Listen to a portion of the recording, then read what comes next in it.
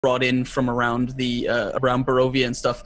The party kicked in the door, basically, with his help, killed off the horseman, and now he has traveled with them and has met his patron, his fell proprietor of his dark powers, and made a deal to assist the party in stopping Strahd. Yeah, sounds about right. Ireland. Lee, how are you playing today? How are you? Hello, I'm very well. How are you? Good. Good. I'm playing Diligence, the Tiefling Warlock. She is in a pact currently with a socially awkward, understandably, as you'd probably, if you had a look at last time's episode, you'd understand, called Kevin. And she is also fallen madly in love with the bard, Miles. Last time, as we discovered. Yes, indeed. There was a wonderful scene last time around, which was very heartfelt. But finally, the man behind the veil, the screen, the moustache, the glasses. Hello. How's it going? Is it me that you're talking about? Yeah. Okay. I got someone else. Jeez, I hope so. How's it going, everybody? I'm Mythomatic. I'm playing Enrin Colt today. He's a ranger who hates the supernatural. He's actually found out that he's dead, which is actually a huge weakness to him, knowing that he's dead. And I think last time we have to level up into Warlock of some sort. Yeah, so yeah. Making a deal with one of the Horsemen of Pestilence, it seems. Yes. So I think it's Famine you struck a deal with, actually. Yeah, Famine is her. Famine, that's what it was. We killed Pestilence. Yeah. So I guess we should do a catch-up of about where we are in the party and in the story and where we're going next. So let's start with Gareth, because I like picking these. So Gareth, you remember some of the stuff that happened at the beginning of last show? Okay, so last show, I think we finished off the Zombie Beholder, which is an awesome fight. I gained some powers from it by holding a magical mirror up to one of its beams, but I think Enwin then got in and did some crazy stuff at killing the undead as he seems to the whole time.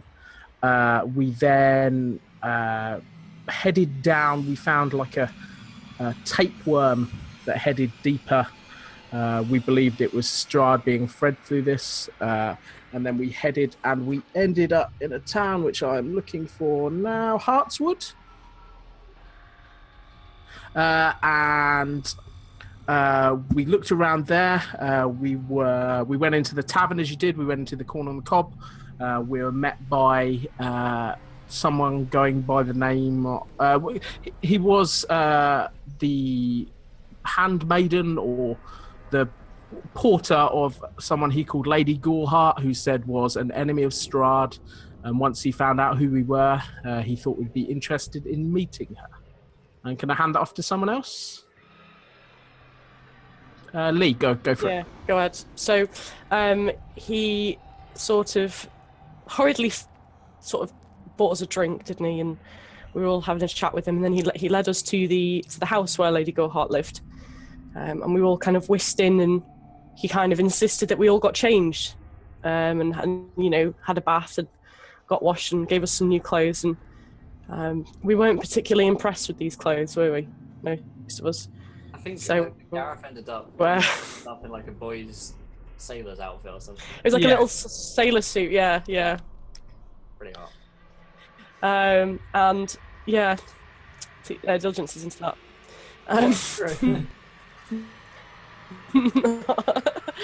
And it was they went down into the dining room. They were summoned basically, and I think they walked in on like a feast. It was just the smells of hot food and sorry, I just have to let you know my connection's unstable. No. So I might lag a little bit. bit. For today. I know. My internet's due to give out at some point. So yeah, they all sort of sat down at the table and kind of agreed amongst themselves not to touch anything. But I think, obviously, because Enrin can't really be affected by this, he decides to eat, and then we find out why he's eating. Indeed. Cool. Do you want to pick up on that point? Yeah, he started eating because he accepted her the famine. The horseman, he accepted her her gift and her boon, and now he is leveling up in warlock. Pretty big deal. Yep, and I think from there we all accepted, except for Miles. Yeah, Miles. And then I forget how we got to a point, but I remember seeing an army of dead. Yeah, basically kind But of. I don't remember if we left or if we were teleported. Yeah, she had this ability to kind of tear the veil between reality. Okay. And she kind of showed you all this crazy shit was going on in her house. And the actual butler was actually dead. I'll name check in a moment. She led you outside, basically into the fields, these huge fields that you've seen before, which were, his name was Reginald, the butler. Reginald Edward Moldavian. But yeah, you went outside into the fields, and she basically revealed to you she has a army of the undead, and you saw kind of huge rows of skeletons and zombies, and she had a chariot which she got upon, and then there was a brief exchange between you and your brother, Enric. Do you remember who? Yes. So Boris, I remember, showed up. And he wanted to stick around, I think. He did, yeah. He wanted to follow you. Yeah, this was 2 weeks ago, so it's hard for us to remember. So yeah, he wanted to follow us, and Boris doesn't know who he is, doesn't know who I am. But the last moments of the session last time, Enrin finally revealed who he was, revealed who Boris was, being his younger brother, and Enrin died of starvation, probably from this horse mistress of famine, so she has struck him once before, thus giving him probably this boon, this afterlife, and they also found out that Strahd has these soulless spirits who just have this cycle of undeath where they die, they go through their timeline, and then they come back through and they do it all over again. And it's this horrible sense of Strahd purgatory. And he spoke to Boris, revealing who he was, who Boris was, and Boris is this little mutant kid who seems to just want friends, it seems. But Boris said, no, this isn't a place for you. It's too dangerous here. I'm not going to lose you again. And then he was, I guess he was escorted off, or he found his way out of the scene as we looked upon the army of the dead. Exactly, and Askren, do you remember what the plan was? What are you going to do with this army of the undead? Yeah, you'll have to correct me if I'm wrong, but as far as I remember... You're wrong. Okay, thanks. Well, that's not correcting me, that's just telling me. No, as far as I recall, the idea was that the army was basically going to lay siege to the castle, and the party was supposed to either sneak in or walk in the front door. I don't remember if we had a particular idea about that, and then we were kind of supposed to confront Strahd personally while the undead keep the majority of his armies and his castle under siege, and kind of distract him so he doesn't just banish us the second we get there. Yeah, that's right. So the kind of plan is, the army distracts the main forces while the strike force of you guys go into the castle and end Strahd himself with, you're not sure what. I mean, Enrin's got a pretty cool sword of sunlight. Miles is supposedly the child of sorrow, and that's about what we've got going for you, really. But I'm sure it'll work out fine. There'll definitely not be terrible things along the way. But yeah, I guess we should, before we get into today's session, I suppose, remind you guys of a few ways you can interact with our show. So that includes, if you haven't tweeted already, then you can get exclamation point tweets at 25 retweets, so you guys get to decide what happens in our game. We call these viewer decisions. They're a lot of fun. Our donations working, yes they are. Twitch alerts and everything like that is working. Don't worry about that. Yes, what else was I going to say? You can donate to affect our show. There's nice going on too. So you get players, Nat 1s, Nat 20s, Wild Magic Surges, Wild Magic Mounts, pets, and all sorts of things. What else? If you haven't followed, of course, we're just 15 followers away from a viewer decision where you guys get to decide what happens in our game. So if you're new and haven't joined us yet, then do hit that follow button and join us. But other than that, I think we should be ready to start showing us. Have we got anything else, guys? Am I good? We're good. I think we're good. All right, sweet. So, as we begin the session, we thank Encounter Roleplay for following. Thanks, guys. I was testing. That Will guy, he is a gentleman and a scholar of the highest order. Fuck him. Some call him... Fuck him. Some call him King Donger. I'd be amongst those. Ding dong. In my private time. Yeah. So, I'm not around. when you're not around, that's what I am referred to. Yeah, I've got your mum calling me that now. So, I think we're ready to begin. So, what's Did that? I just hear that correctly? Time to begin the session. So, you guys are heading off from the village, and you have this huge army in front of you, and traveling amongst this army upon this chariot is Edith Gorhart herself. She is this kind of emaciated skeletal-like figure who is in charge of his forces. She is Famine, of course, one of the four riders of Strahd's apocalypse, but she is leading the rebellion to destroy him. Amongst this huge host amongst which you ride, you see there are these liches which are commanding around the place. There are these phylacteries and their staffs which are using control. Huge packs of ghouls. There are some vampires. You see undead cattle. So cows, pigs, all sorts of animals are walking here, kind of shambling amongst the groups.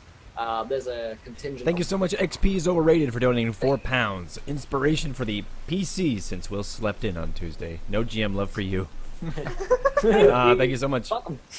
Welcome. Welcome. That's right. Thanks a lot. Thanks, man. Thank you, XP. So, you see these, undead trolls shambling amongst you, and just hordes of skeletons.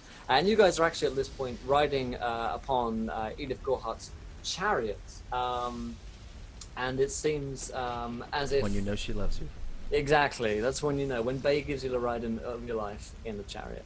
And you begin to kind of rumble along on this carriage, which is being pulled by a very skeletal-looking giant spider, which is coming along here. And from your discussions with her, it's been maybe a day of travel or so. From your discussions with her, from the area of Ravenloft that you're in, is going to take you, moving with an army, about a week to get to Castle Ravenloft itself. So there's plenty of time before you actually get there to create plans, muster any allies that you might have around the place. And she has suggested to you, if you do have any friends that you can trust, then they might want to be here at this point in time. You'll be going past the towns that you've been to before. You've been before to the village of Barovia. You'll be going past that, several miles away, but you can take a detour if you wanted, as well as Valaki as well. But of course, you are hunted. But you'll also be going near the vineyard where the ravens, who are supposedly your friends, Davian Martkol, who is the very aggressive raven dude, who is, was kind of on your side at one point, so maybe he's worth talking to. Of course, there's the Basilisk as well, who we meet very briefly, the Basilisk Veldaskar, who is beneath the tunnels, who does have a secret entrance into the castle itself, so that is another option for you. So I'll kind of hand over to you guys at this point, as you're traveling along through these hordes of the undead. What's going on with you guys? Any kind of scenes that you want to play out? Any questions that you want to ask Edith, or just discuss amongst yourselves? Now would be a good time before the inevitable doom which awaits you. So I'll hand it off to you guys. So kind of maybe in a quiet moment where all four of us are together, maybe away from the lady, I think I would start with, why did you do it, guys? Why did you take her boons? She's already taken my life. She's taken my life and given me you. I owe her everything. But now she controls you.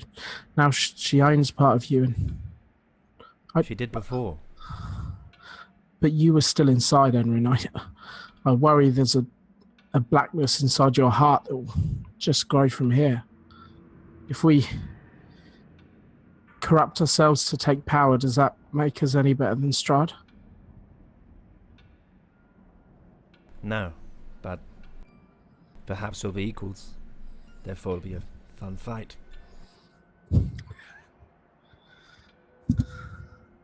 And this is the same for all of you. You're willing to give up what humanity you had to destroy Strahd?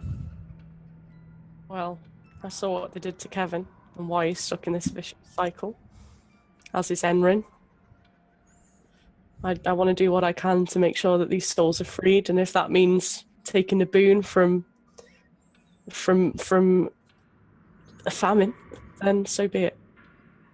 If it means I get to help more people have their souls freed at the end of it all, then I'm willing to sacrifice my own humanity. Do you look on me as weak because No. I do not take it? No, I don't. You've proved that you are stronger than any boon that could be gifted to you. I just worry what happens if the gods are on our side and we beat Strahd. What next? What does she control you to do then? What if I'm next on your list? We cross that bridge when we come to it. I doubt that bridge even exists, but there you go. We are embarking on a mission to end the cycle of souls. This boon that my lady, my patron, has gifted you with is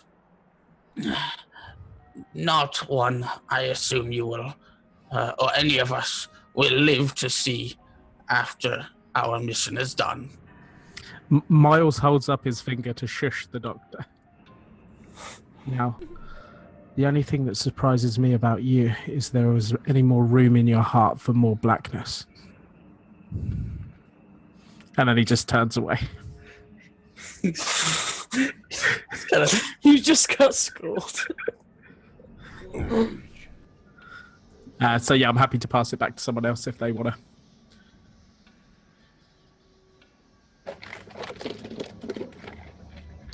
I can't think of anything. Chariot rumbling. Okay, so question for the doctor: are you having any conversations with your lady? Seeing as she is in fact like generally like right in front of you, within several meters of you, you have a back carriage, but it's available for conversation. Are you fangirling? Yeah, how hard are you fangirling? He kind of no, it's more that obviously he's kind of had like ever since whatever this power was that reached out to him in the darkness and kind of gave him this power that's been writhing under his skin ever since. He's since accepted it. Obviously he went, he got his little fascination out of the way when he met her at the feast. So at this point he's probably just looking at all, like, as these lumbering undead trolls or stuff pass by, he's probably just kind of like looking at them like, interesting. Oh, this one has quite nice stitching. And maybe asking her questions about Admiring yeah, she's doing. just trying to pick up bits of knowledge and stuff, anything he can. Yeah, she was recently part of a local like knitting bee where they all got together and started putting together the best undead troll. Like a stitch and The old bitch. stitch and bitch, yeah. Yeah. They're a big fan of that Ember, and she is. It's actually an annual event. The Stitch and Bitch-a-thon of 2016. It's a pretty big one. and she managed to win it. Her the troll being the best stitch, and she bitched the most about most people. So she was brilliant this year. Did she like what the hell is the word? We make the art like designs out of Embroider? needlepoint. She did do like a needlepoint design in its chest, like It was pretty intricate. It was very impressive, and as you're looking at it, you're actually impressed, and you're a little bit jealous that you don't have such. It's of Mario, actually. It's of some weird Italian plumber. Exactly. pixel art. Yeah. All these CGI trolls. Yeah, this creeper came in second, but yeah, we think Mario took it. Yeah. Oh man. So that's fine. Diligence, how are you dealing with the fact that there is another demon thing living inside your brain alongside Kevin? Because Kevin's been very quiet of late. Diligence isn't enjoying the silence from Kevin, but she is very much enjoying the fact that she's taken on essentially another pact with another fiend. Probably a better fiend. Yeah, a lot. Yeah, but she has, she cares about Kevin quite a lot. And although that isn't sort of a traditional thing for a warlock to do, because she's quite taken with the extra power and the extra knowledge, she's really loving that. But she's really, in the back of her mind, she's really like quite worried about Kevin. Yeah. So she's trying to sort of in her brain like divvy up enough living space for both demons, if you know what I mean. She's like, now this side's yours. You're safe. I shouldn't cross this line, Kevin. Yeah, Kevin has been like, he's kind of retreated. That's like how it works. Smaller, I was wondering. He's retreated to like a smaller corner of it's basically he's living in the cupboard of your brain right now, rather than in the lounge area where he previously hung out. And there's other force. You don't have a name for it because you haven't like reached out and touched Faith. You haven't really reached out and like made that connection to the demon. I haven't talked to it yet. Yeah, you know that you have like this link available to you. It's like a speed dial in your brain. You just haven't pressed it on yet. Mm-hmm. And maybe a bit worried too. But Kevin and this creature Demon dial-up. Yeah, exactly. Yeah, that's actually a website. Never go to it, Jordan. But you know that Kevin and this creature have certainly had some interactions, and they do not appear to be getting along very well at all. They're bad roommates. Yeah. Really, really bad roommates. It's like an episode of Friends in there. It's As one of them drawn a short line down the middle of her brain and said, "You're that side." Mm-hmm. Well, that's what I mean. They've got the tape out and they've put a line across, and one of Kevin's socks was accidentally on the wrong side, and whoever this newbie is, he's been like, "What is this?" I was part of the annual Stitch Bitch competition 2016. Who do you think you are? I was stitched and bitched of. How dare you? Ireland. So a question for Miles. How's the fact that she has taken a pact with a new devil with Famine, the Horseman of the Apocalypse, affected the relationship between the two of you over the course of this week? Yeah, so it's pretty rosy. When you find out your girl's taken two fiends at once, it's Never asked. I'm a bit more distant. Maybe I've gone back to. Is there room for you? Is the question. Only a halfling, Will. Only a halfling. Is there room for a small one?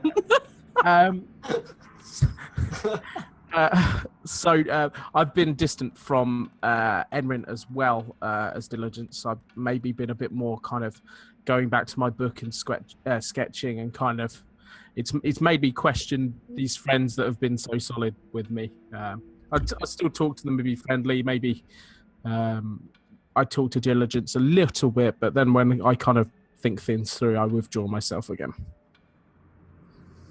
So there's some cracks showing. How is Diligence reacting to that kind of withdrawal? She's not enjoying it. Yeah. She kind of sees it as like she kind of took on the boon as one, like in the sense of duty, and two, because it advances her own personal development. She's a warlock. This is kind of what she's been taught to do, and this is like your career. Yeah, but it's like career, or This is what we were born to do. we have to balance the work and the life. This is the whole point. So she's having a hard time dealing with the withdrawal at the moment. Okay. Do you guys ever have a conversation about that, or are you just remaining Yeah, quiet? no, we could go for that. Yeah. If you want. So you've had the romance scene. Now you want the kind of argument and semi-breakup. You want the relationship therapy scene. I want the semi after the romance scene. Sorry, what? You said What? Semi-argument. Oh, semi-argument. Semi-argument. So that's what I want. I want the semi after the romance scene. Okay. Okay. Okay. And now we're in. So probably maybe we've been sat talking for a little bit. Oh god. Will. I'm serious. Yeah, we'll have been sat down together for a bit. So kind of after a long period of silence, and you know, you made a decision back there, Yeah. and that decision involved me one side, and whatever you're hoping to achieve the other side. Unfortunately, I don't see it quite that way. How do you see it then? What? I think the decision I made involved everything all at once, and it was the only choice that I had. In my opinion. Miles kind of grabs your hand at this point, and I sometimes wish you could see how I see you, how incredibly strong you are, and you didn't need this. You already have more strength in you than she ever could have gave you. You've just given a part of you away, and I just worry that was the part that I fell in love with. Oh God. You can't make me cry this early. Fighting it. Diligence kind of squeezes Miles's hand, and she says, "I worry about you. You were at the forefront of my mind the entire time. But I think that if we're to do this properly, this is the way it has to be done." If you're making these decisions because of me, I just worry that I'm leading you to oblivion, and I don't want to be responsible for that. I've already said that I don't know what this is. As much as I want to cling to it and hold it close to me, I just worry that if I lose this could do more damage to me than Strahd ever could. Oh. Diligence is because she tries to pull you in for this point while you're in the carriage, and she says, "My internet connection is unstable. Sorry." Everyone just kind of fizzed out a bit. Yeah, she kind of pulls. Yeah, demon dial-up. She pulls you in for a hug, and Again, do not. she says, "You know, I can't explain why I did why I made the decision that I did, but I can assure you, it wasn't based solely on you. You are strong enough to look after yourself. You don't need another demon to fight on your side when you have power as much as you have. I'm trying to fight alongside you to do the things that I'm able to do, to stop this cycle. Isn't that what we're here for? We're here to help everyone. You are strong enough to help everyone too. I'm not here. I didn't take it on solely for you, Miles. I did it for all of us, for everyone that we're able to help, the children in the field. Everyone." I just worry that you're confusing power for control, and I felt so out of control for so long. I just worry you're headed and you're losing control. And I can't believe I'm having to talk to you like this after just those perfect moments, and maybe we should just call things for a little while. Mate, maybe we're just gonna kind of hurt each other. I've just seen getting wrecked, sorry. Yeah. Yeah, she lets go of your hand and she nods. And she doesn't say anything else to you. Enrin grabs Caesar's hand in this tension. Just beef mask turns to you. You're just a couple's watching it over. Get it, like you see his hand slowly come up with a tissue, like a handkerchief.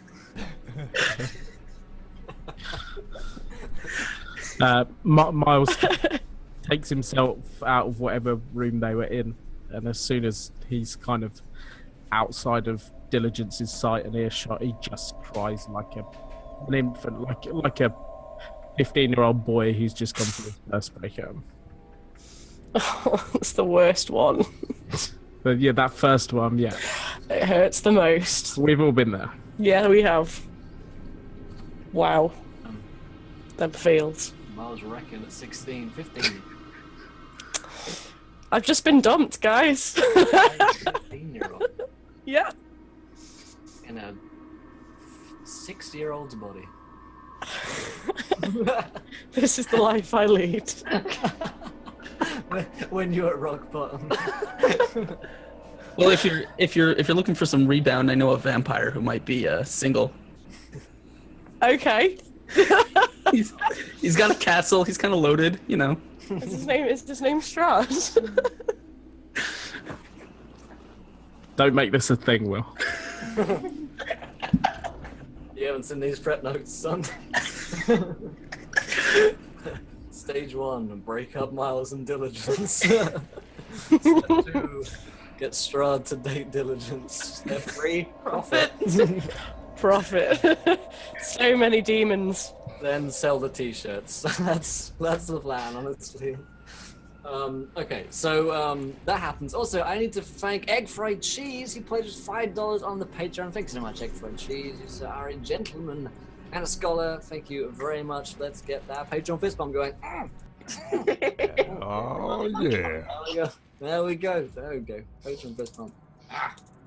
There we go. Poor Miles. He's so lonely. I know. He's not lonely. Oh, he's just been abandoned. His lady friend just decided to take on another demon, you know. Well, I mean... Common relationship problem. Hashtag not gold. What's up, Colin? How's it going, man? Yeah. Hey, Colin. You're dead, by the way, Colin. Sorry. Oh, and your ghost forgave me. Yeah. Or I forgave you. I can't remember. Is that how I profit? I sell Diligence to Strahd. Yeah, it's just a business deal. It's just pure economics, guys. I want to keep streaming next month, so I gotta do it, you know. Gotta do what you gotta do. I will pay you 500 gold pieces. Oh, jeez. Okay. So yeah. That scene happens, and you head out, continuing along the path. Let's do some travel mechanics. Seeing as we're traveling for a week here, we've done a couple of days. Let's do some travel mechanics. So this is where we go around, and the players get to decide something which happens along their journey. Then take an appropriate skill check, and then roll it. See what happens. Success is good. Failure is bad. And at the end, if we've got more successes than failures, then something good is going to happen to them. Or they'll get there very difficult, with very much difficulty. That's something that doesn't work. Let's forget it ever happened. So let's start with Gareth, seeing as he is the heartbroken, soulless one. So cue the sad piano music and sad strings as Mad World starts. Yeah, Mad World starts playing. Yeah. All around me are familiar faces. All the dead ghosts. Yeah, the camera's set on me and it's just walking through this battlefield with various things going on behind me. It's all grayscale and there's rain starting to fall. You're suddenly wearing like eyeliner. And it's got like tears. Yeah. Black eye. Running mascara, yeah. Yeah. If it's a fiend she wants, and I've got like some stick-on horns. Reminds me of her. I've grown a tiny little beard. Also, soon to be purchasable on the Encounter Roleplay store. So, go ahead. So can I make mine a little bit different? Are we still travelling with famine? Yeah, Edith is riding the chariot which you are kind of on. So kind of on our way, I do not trust her one little bit. So I know she's quite often out scrying and talking and discussing things. Can I attempt to stealth maybe into her carriage, and either when she's out to find some information, or if she is there to listen over and try and find some boss? Yeah, try and find the hot exclusives. The Why don't you roll me a stealth check? The mascara's there the whole time. Hidden. Waiting for its moment. Gareth, you're muted. Drink. That's still a 13.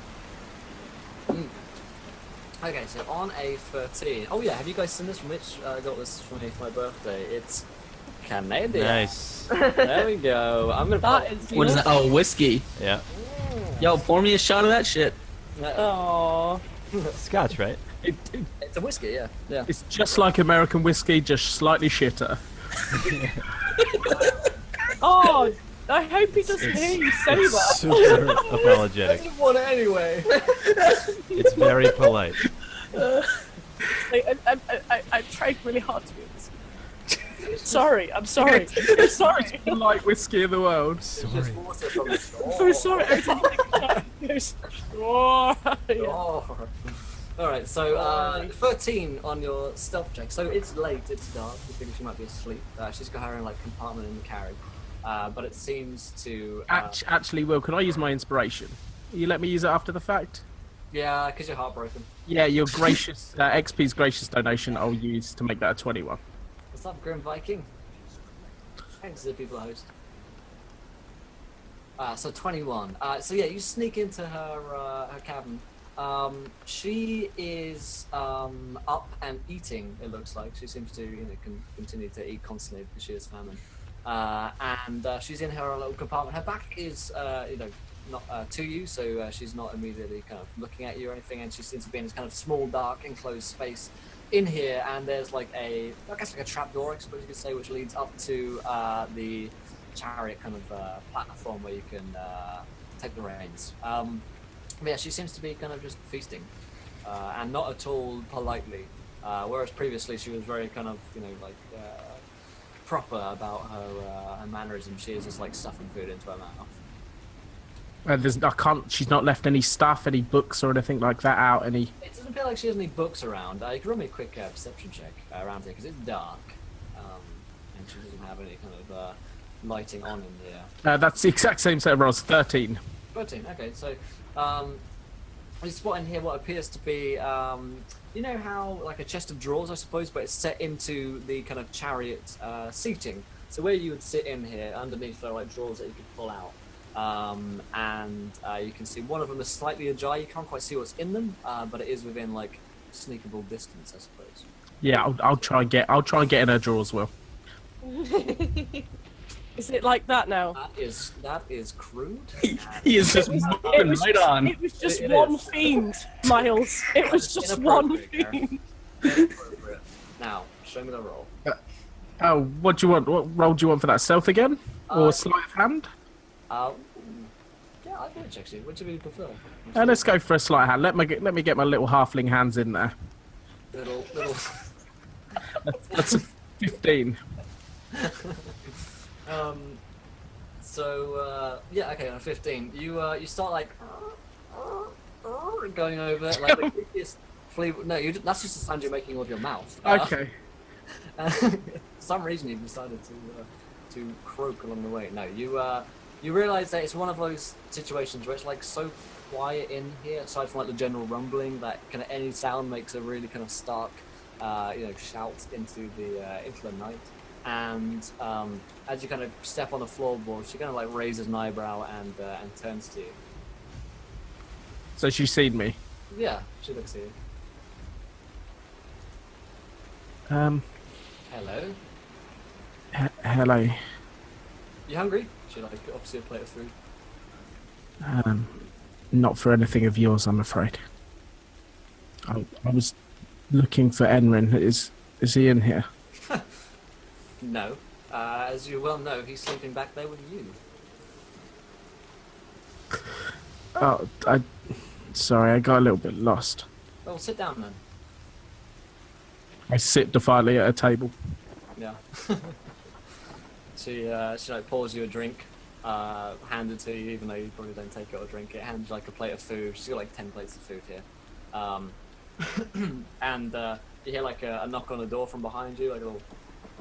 And door opens up, and you see the butler. He comes in, and is everything okay, madam? As he sees you, I noticed there was a disturbance. I wanted to check that everything was fine. I looked to her, kind of. Is everything okay? Oh yes, we just had an intruder with you. She turned. It's fine, and like Edward kind of like shuts. She shuts the door and he goes away. Before he goes, can I knock the drink over and say, I think this needs cleaning up.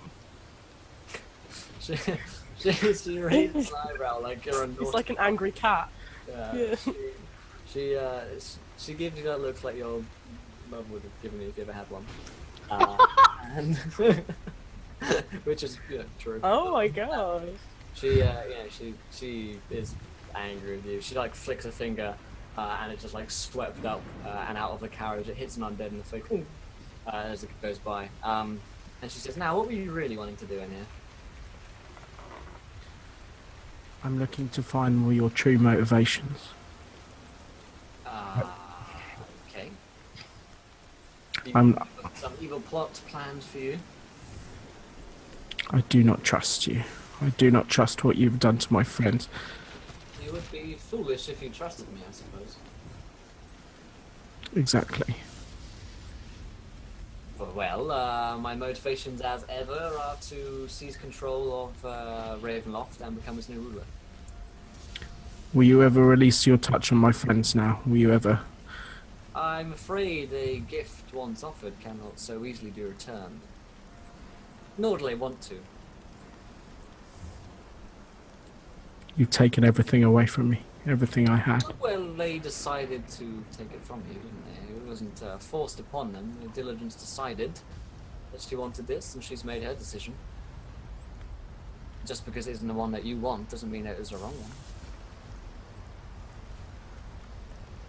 Miles kind of sits there for a second trying to think of anything to say back.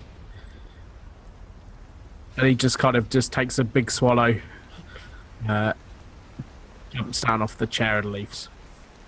Yeah.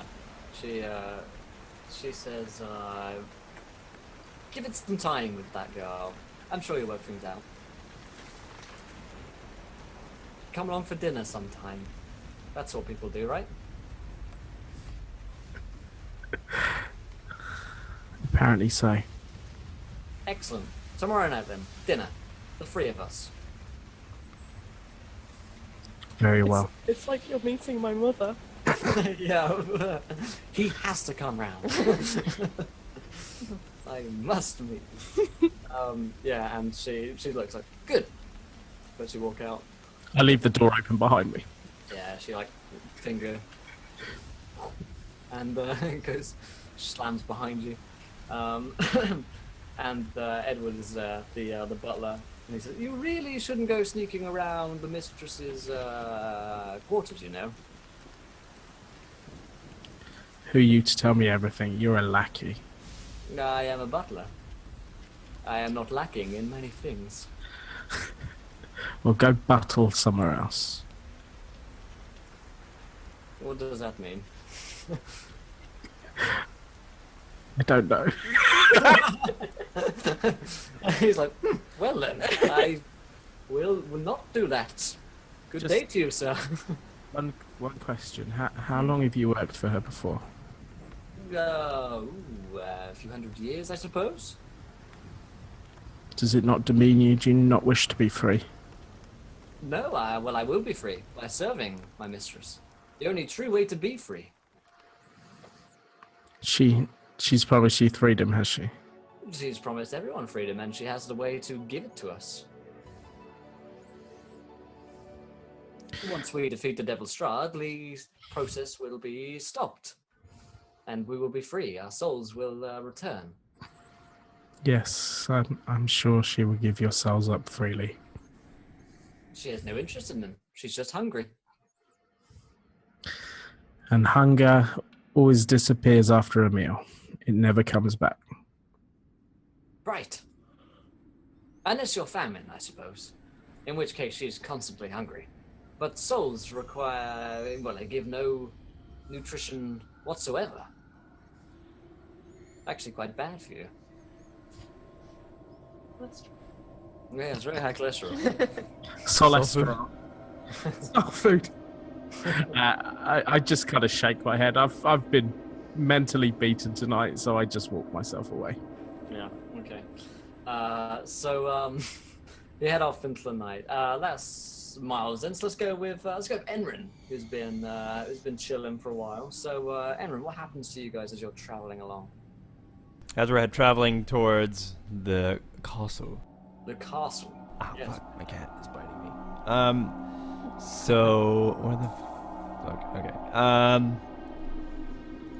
Let's see. What did you just use? I used a bunch of stuff, but I started with stealth, so. Okay. So it seems as if. It seems as if egg fried cheese has just edited his pledge from $5 to $10. Thanks so much, egg fried cheese. That's very generous of you. That's very nice. Thank you, buddy. Let's give him that second Patreon fist. There you go. I already did it. Asking you're not doing it. Do it now. Yes. There we go. There we go. So yeah, there's a. I like this graveyard thing that I did before. So we go through another graveyard back through our back towards the Barovia. It's punched my microphone. And there is like Patreon fist bump. Did your microphone pledge? Yeah, I did. Yeah, my microphone got excited. So it really wanted to just share the love. And there is a patrol of shambling undead as well as some ghosts as well. And this is when Enrin uses Misty Step, and his ethereal body projects forth through the fog and to the other side, but tries to convince them that he is also undead shambling as well, to try to distract them so everybody could sneak by. And I'm gonna do this. Is gonna be deception. Nice. As I'm trying to convince a pack of ghosts that I am one of them. With an inspiration, so 13. Okay, so on a 13, so what do you say to these ghosts? What do you, you're acting to them? Yeah, like, so they can speak. Yeah, I just Misty Step, and then I just start going. I see. They're making the kind of as you're making the and they're like, And they I'm like, turn to look you're at not from here. Your dialect is not oohing, it's eyeing. What are you? You guys sound exactly like a lemon pie. You're a southern ghost. But yeah. So they turn. This is quite a bunch of 10 ghosts kind of turn to look at you, and they're kind of like the kind of party that, if alarmed, will lead to a large. Who are you? Yeah, of them. And he is a kind of grave guard looking dude. What's that? Was it? Fucking Fletch. He's Fletch. He's minding the graveyard. Oh, hi guys. And he no. No, it's too Dude good. looks at you, and he just kind of looks confused at you, like.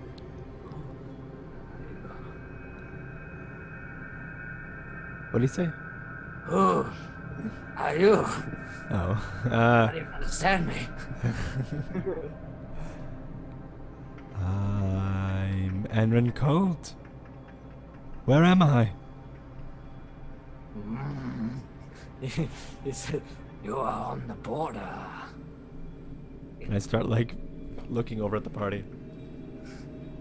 Yeah, you guys see Enrin talking to like 10 ghosts who are and a grave guy. like, how did he get into the situation? I'm not too sure. Why is he doing this? Why is he speaking to the ghosts? We have an army. But yeah. So what are you guys doing, the rest of you? I just maybe think that he's trying to, obviously, I don't know, because Diligence has pretty much only just found out that he's dead. Yeah. I suppose in her mind, she's kind of expecting him to try to talk to other dead people. Right.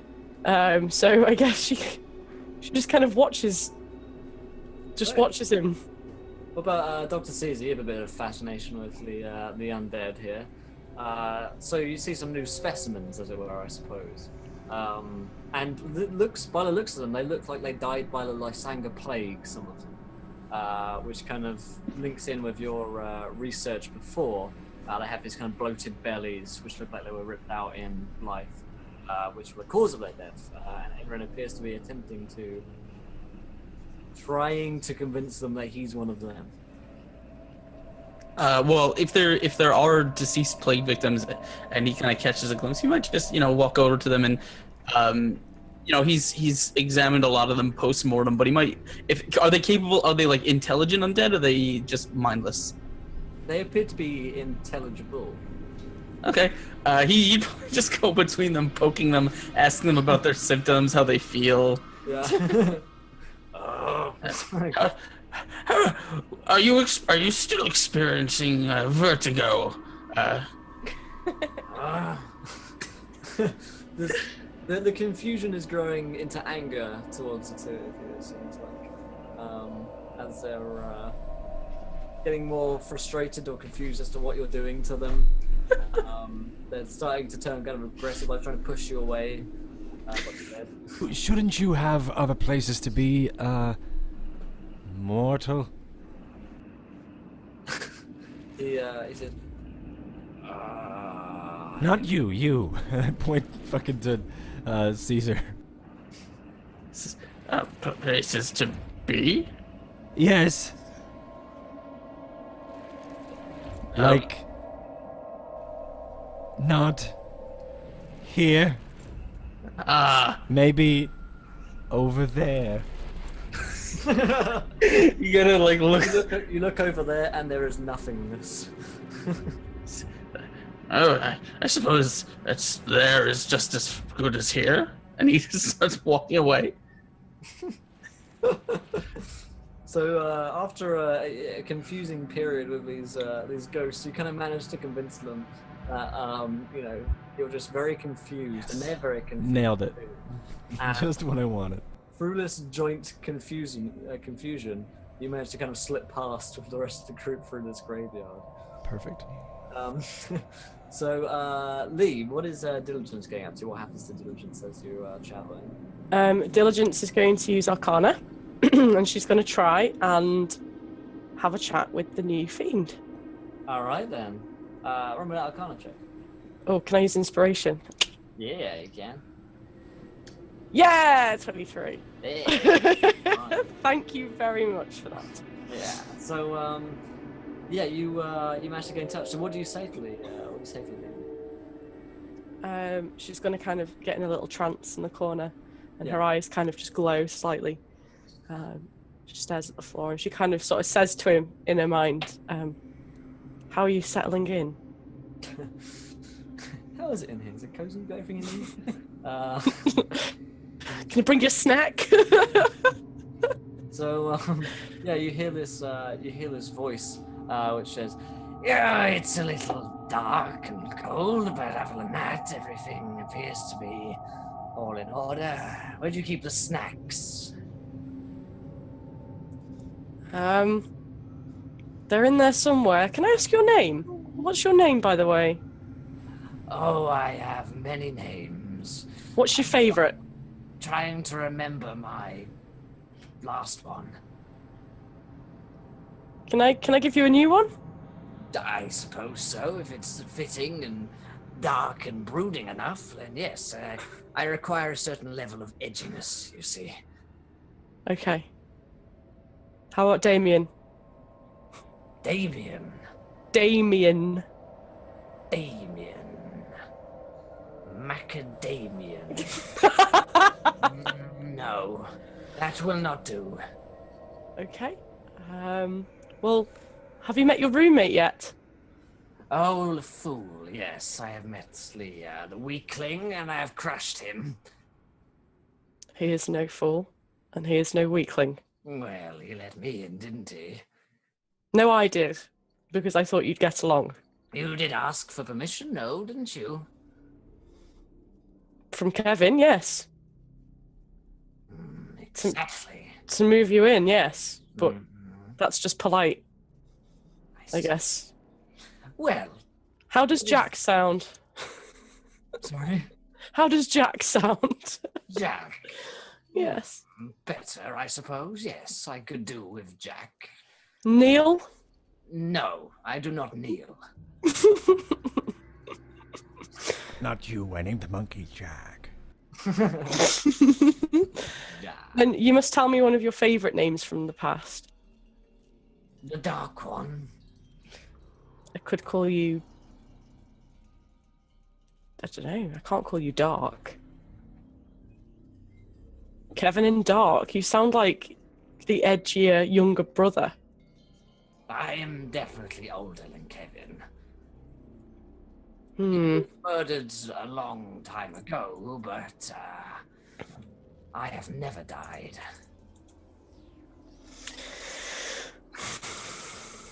Hmm.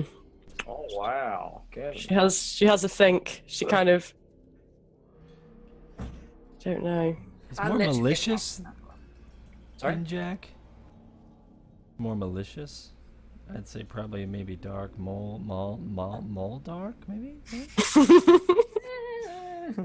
I like Dark. Well, Yeah. I'm always quite nice. Muldark and Kevin. How's that? Now listen, I don't know what you think this relationship might be. If you had an easy time with Kevin, getting along fine, happy little couple, just easing away, he helps you out here and there. Well, listen, I've got a bit more power than Kevin, so if you ever need any help, then I am here to help, but at a price. And I mean your soul. I want to eat your soul. Okay. Why? It tastes What if- good. What if I don't have one? Oh, you have one. I can feel it here. Feel that right there. He like pokes you inside. Eh, Oh! Okay. there you go. Just be nice about it, if you must. As long as we're on an even footing, I'm fine. For now, yes. Don't do anything without my permission, and I'll try not to do anything without yours. Let's be equals here. Well, you can't do anything without my permission, so fine. Nah. Yeah. There we go then. So she's not entirely sure how she feels about him at the moment. Obviously, Rav is seems a bit... patron Sorry. advantage to Diligence for getting fiend zoned. Correct. nice. I've been dumped by Miles, Mhm. and I've just been fiend zoned. It's a bad day. I'm so ready. It's been a bad day. Yes. All right. Ready for that Bridget Jones scene.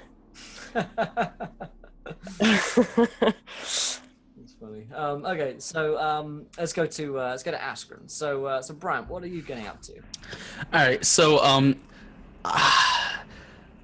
I thought I figured that it'd be interesting to see what happens, because if you recall, previously Dr. Caesar had formulated the cure to a disease that some people in the party, including Miles, had contracted, and while it was his first kind of incarnation of this cure, we weren't really sure what effect, if there would be any side effects. So I think during the trip, the patients that he cured might start experiencing some potential, some medical issues. Okay, yeah. And Dr. Caesar is going to have to be the one to take care of them, to cure them, to make them, to rein this parasite that is in them back under control.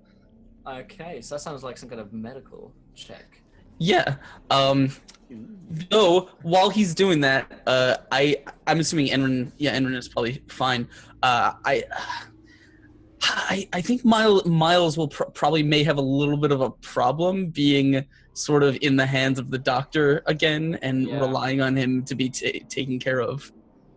Okay, so Miles, you see the doctor, going towards these patients and looking like he's gonna mess around on them. He's already in the process of he's gathered them up and he's got them onto beds and stuff. You've taken camp for the night, and the undead have done their best to kind of find you beds because they don't use them. So they found these old rotten sheet, and he's got these patients out on the bed, and he's just kind of walking through camp as you spot him with all of his tools of his trade. For use on these different specimens. So how do you act then, I guess? I'll march right up to him and grab him by his beak. You've got a plague mask on, haven't you? Yes. I'll grab him by a beak and say, "You're starting again, aren't you?" He just kind of the smoked glass goggles that hide his expression and just kind of stare at you. He says, You were one of the victims of this disease. You have the parasite inside you as well. Have you been experiencing any side effects? One of your other companions has. I assume you must be as well. My entire world has fallen around me. Is that part of this? So I suppose depression could be one potential side effect, though it's not one of the more prominent ones. You should experience intense intestinal pain and possibly dizziness. And he kind of looks around and says, "Very shortly, actually." I don't know what you mean. Is this some kind of trick? No. It's simply been a recurring side effect of any of the people that I have treated, yourself included. I just want to make sure you are healthy. The parasite is not perfectly controlled. It was a first experiment, and so I am doing what I can to keep it from ravaging your body from the inside out. Well, if you think you're touching my body again, you're very much... And then halfway through that conversation, Miles stops, doubles over, and proceeds to start vomiting blood. He's just kind of standing there looking down. He says, It's first stage of a breakup. Yeah. Right. Can someone bring this child to a hear that one. please? We've all been there, right, guys? Yeah. Vomiting blood. when First you one's always break the up. worst. Yeah. So two of the undead that have been kind of assisting him, carry Miles to one of the sort of blankets that's been laid out next to a couple of the other patients. And he's just, he's got a table set up there, and he's been mixing things. And I guess so. I'll go in and I'll see if I can use medicine to calm him down a little bit to abate the symptoms. Yeah. Okay. Where's my medicine? See if we can stop the vomit blood from happening. Basically, what you do is, you tell him that he's worth something and that he'll find love again. And he's cured of his. D6 Ben and Jerry's. Yeah. 3d6 Ben and Jerry's. Well, that's a nat 20 on the medicine check. Roll 2d6, and that's how many months it'll take until you're cured. So go ahead and describe how exactly this this works.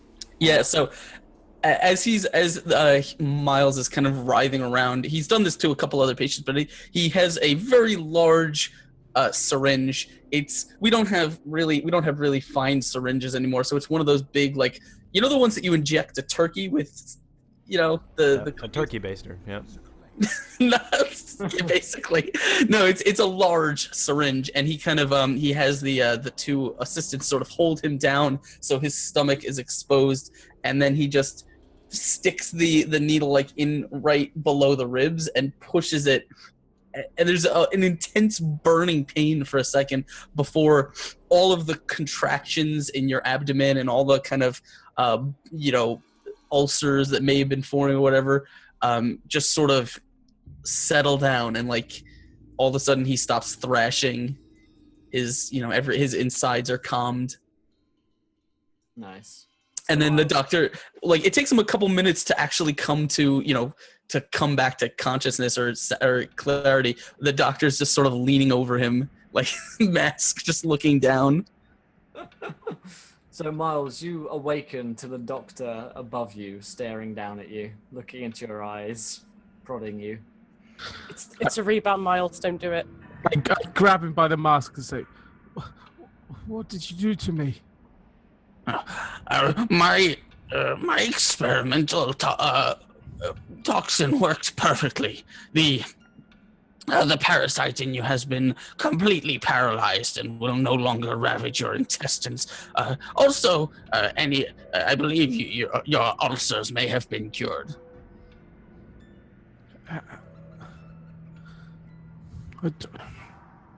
I don't know what to say.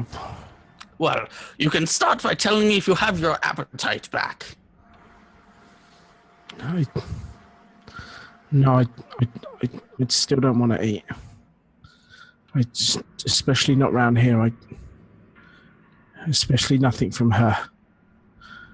Listen, I know I've said some things to you, and I understand that you probably wouldn't have chosen your life to work out this way either. So I'm sorry, and thank you. The doctor is just kind of looking down at you, still with this very expressionless mask, and he says, "Young boy, one thing you must understand: we have all made decisions we do not, or we regret, or we do not agree with in this place. But know that when you are on my table, when you are under my care, I will not let any harm come to you if I can. That is the oath I took, and that is what I pledged my life to."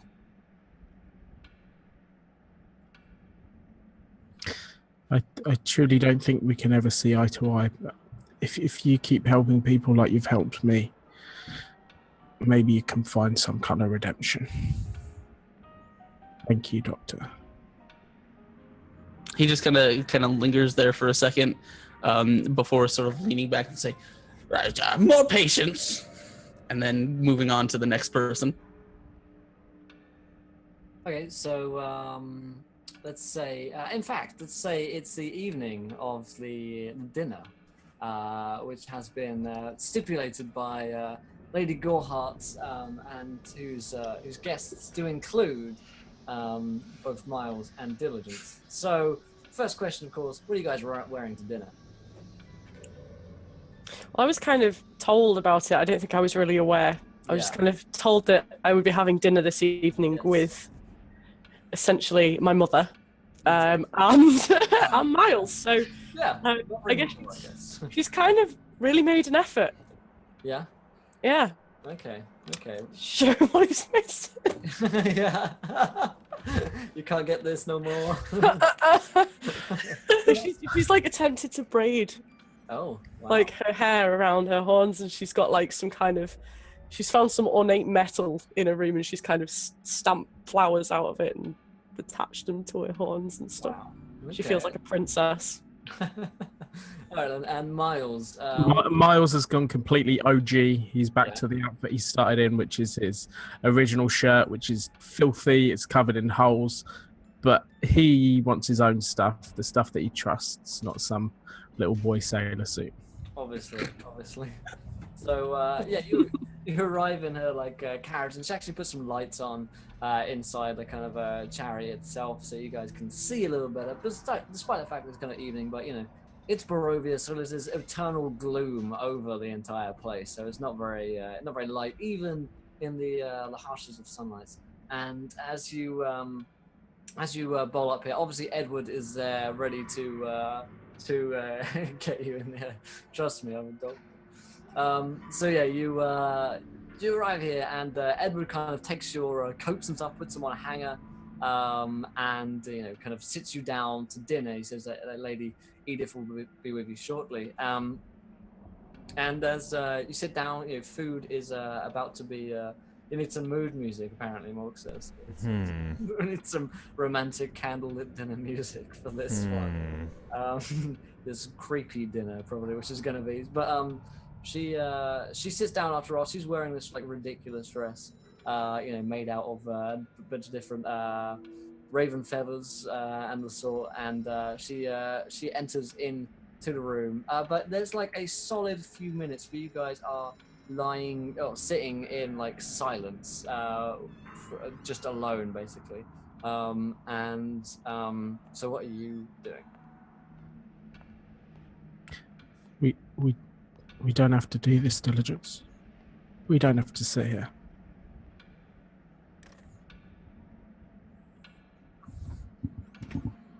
Diligence? I have no idea what's going on. I'm here. Hello, can you hear me? Yeah, okay, there we go. She's trying to warp our minds. She's trying to confuse me further. She's playing games. I don't understand why I'm here. I was told we were going to have dinner together and that she would be joining us. Diligence feels very awkward at the moment. She says, I know I don't have to do this, but I wanted to see you.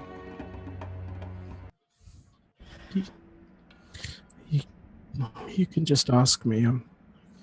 I've been around. I just thought you needed a bit of space, that was all. Yeah, I did. It sounded like you did too. I don't know what to say. It's not everything. My words get mixed up. For the first time in about 10 years, I've not been able to draw. I can't sleep. I think this place has finally got to me. I think it's breaking me. No, it's not. No, it's making you stronger. Were you aware of how strong you could be before you had to be? There's a lot of things that I wasn't aware of that I know now, but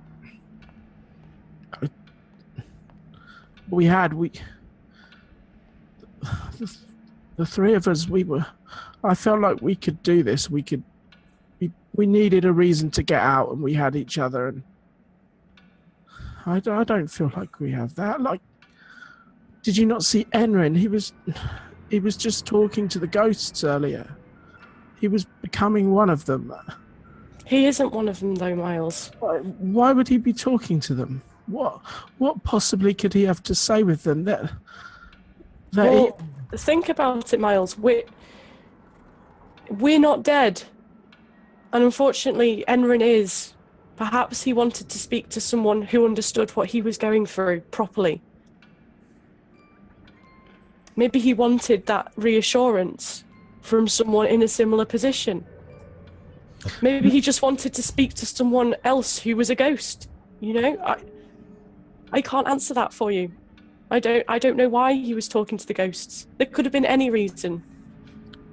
Maybe Enrin should have realised what he needed was right in front of him, and not under the offer of some disgusting woman. She might not be everything you wished for, but I believe she can help us put things right here.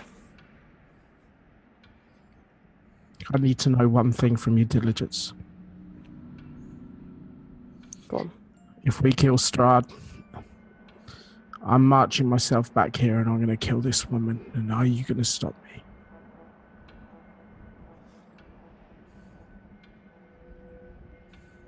No. If you get in my way, I really don't know what will happen, Diligence. I won't stop you. I'm going to free you and Enrin from her. I won't let her have hold of your hearts. I think... What happened there? I've no idea. But your brain demon is talking apparently. I was going to say, I didn't actually hear anything, but I was going to sort of twitch a minute then. Occasionally he makes us. He's poking my soul again, and it's kind of...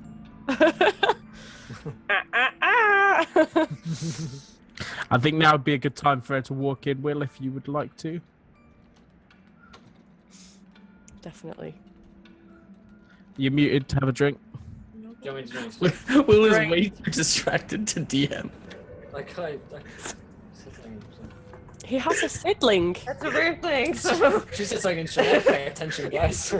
Come on, they've not seen each other in ages. Just be okay with it. Let them get on with it. God. So, you got me. no, we see Lady Edith come in after a point, and she kind of sits down, immediately starts eating, and she says, "So the two of you, have you? How long have you been, doing things together?"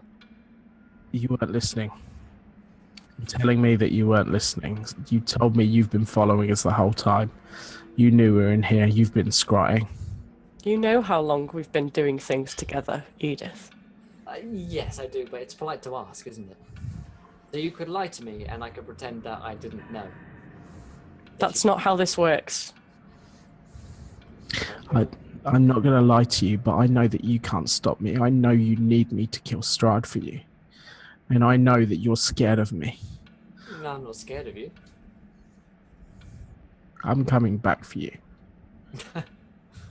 Okay.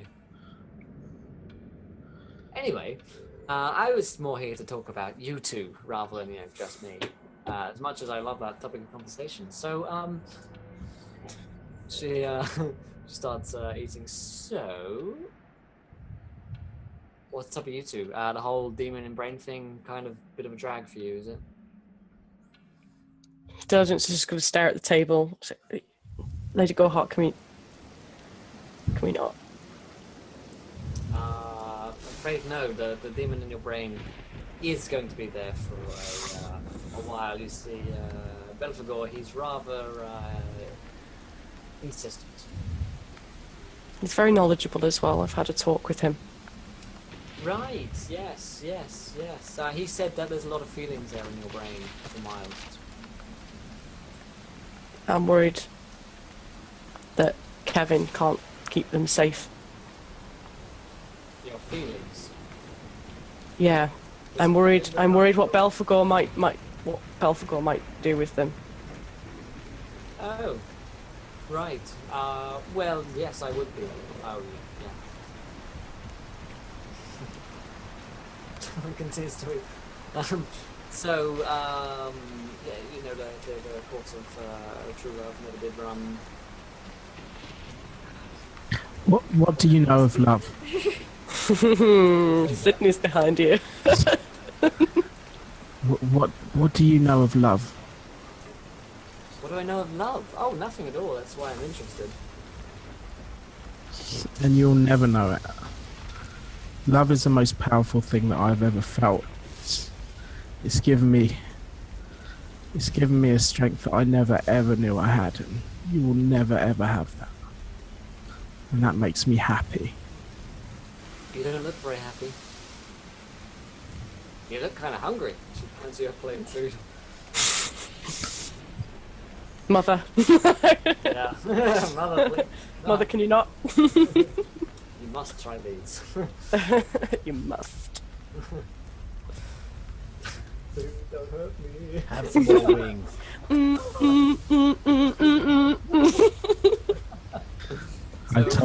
I've told you time and time again, I will not take anything that you offer me. True. Well, clearly things are awkward between the two of you, so I'll just leave you with the gem that the Child of Sorrow does tend to destroy everything they use around. So it might be wise to get out now. Okay. Well, I'm going to continue here eating, but neither of you are, which is awkward, so I'm going to stay here. If you want to stay, then you can, but if you wish to go, you know where to find me. Diligence stands up, excuses herself from the table, and she tries not to make a sound as the tears are just flowing, and she storms out. I'd go see her. Best not let her get away.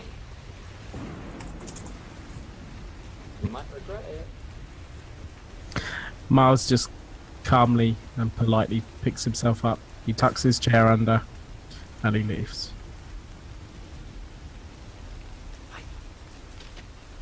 Once you head up, did you follow her out? Yeah. Okay. So Diligence, where do you go? She's kind of pacing the corridor, just with her face in her hands, just not knowing what to do. Dressed like a princess for nothing, essentially. How's his life, you know? Every Friday for me. Dressed like a princess. What am I gonna do now? Yep. Yeah. So you Put see on her, these heels for nothing. you see her outside. I know, tragic, but it looks so hot on you. So I look damn good. I look damn fine, and no one else I'm can gonna go dance in front of the mirror for a bit. Straight in my basket.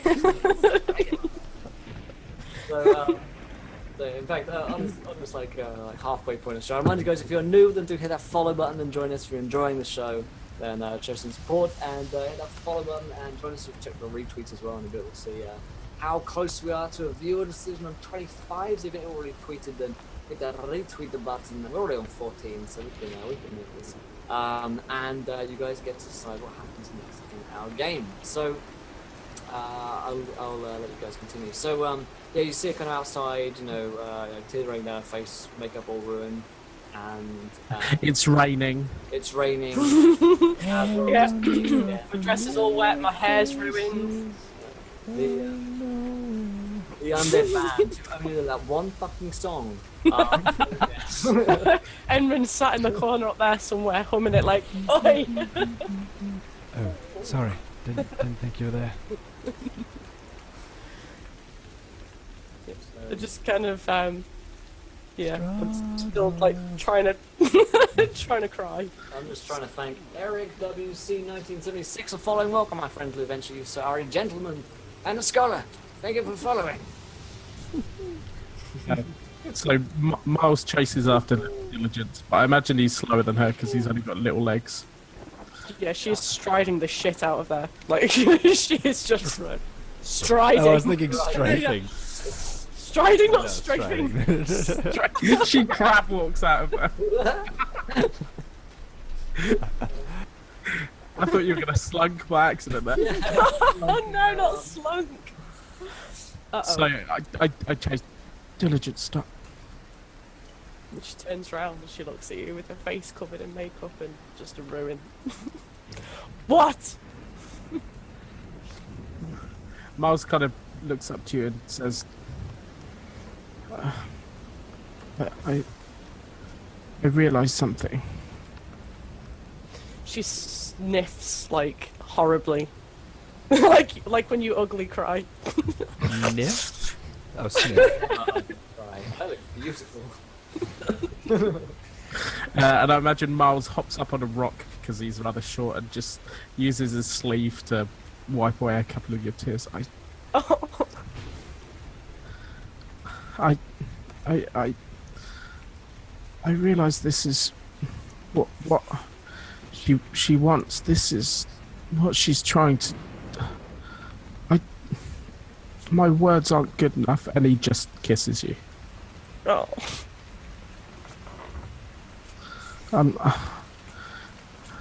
I'm sorry for letting her do this to us, and I'm sorry for not having faith in you.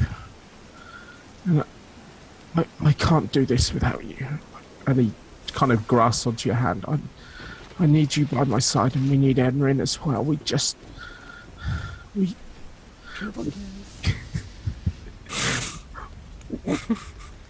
can't let this stop us. We can't let her have her way. I'm sorry, will you forgive me for being an absolute idiot? You weren't an idiot, Miles. You were scared. I'm scared.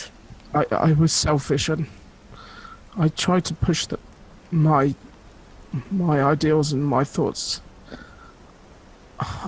This is what you want, and this is who you are. I need to accept that, and I'm sorry. If this is, whatever this is going to work, I need to understand you and not fear you, and try and make you be someone you're not. Where's the dog coming from? Is that your dog? Yeah, sorry. Okay, no, it's okay. Yeah, Diligence just kind of nods, and she says, "I'm sorry too. I should have involved you in the decision making. I hope you understand that I would have made the same decision.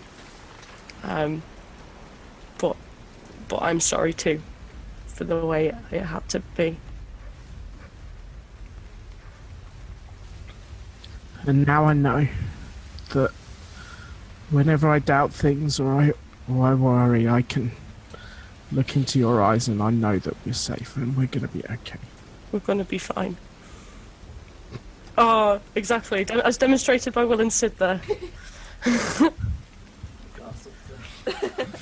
are playing Miles. Sid has to stand up for this to be accurate.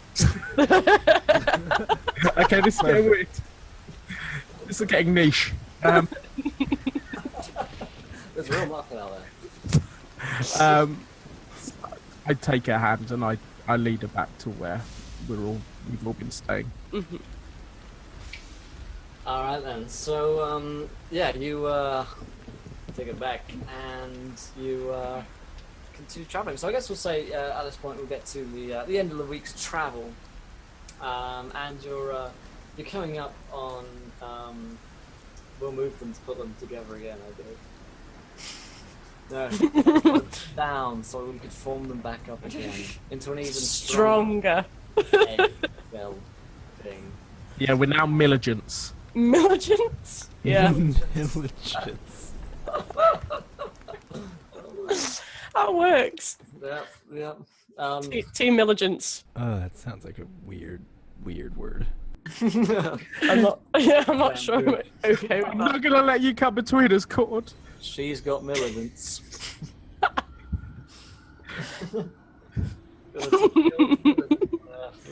Oh dear.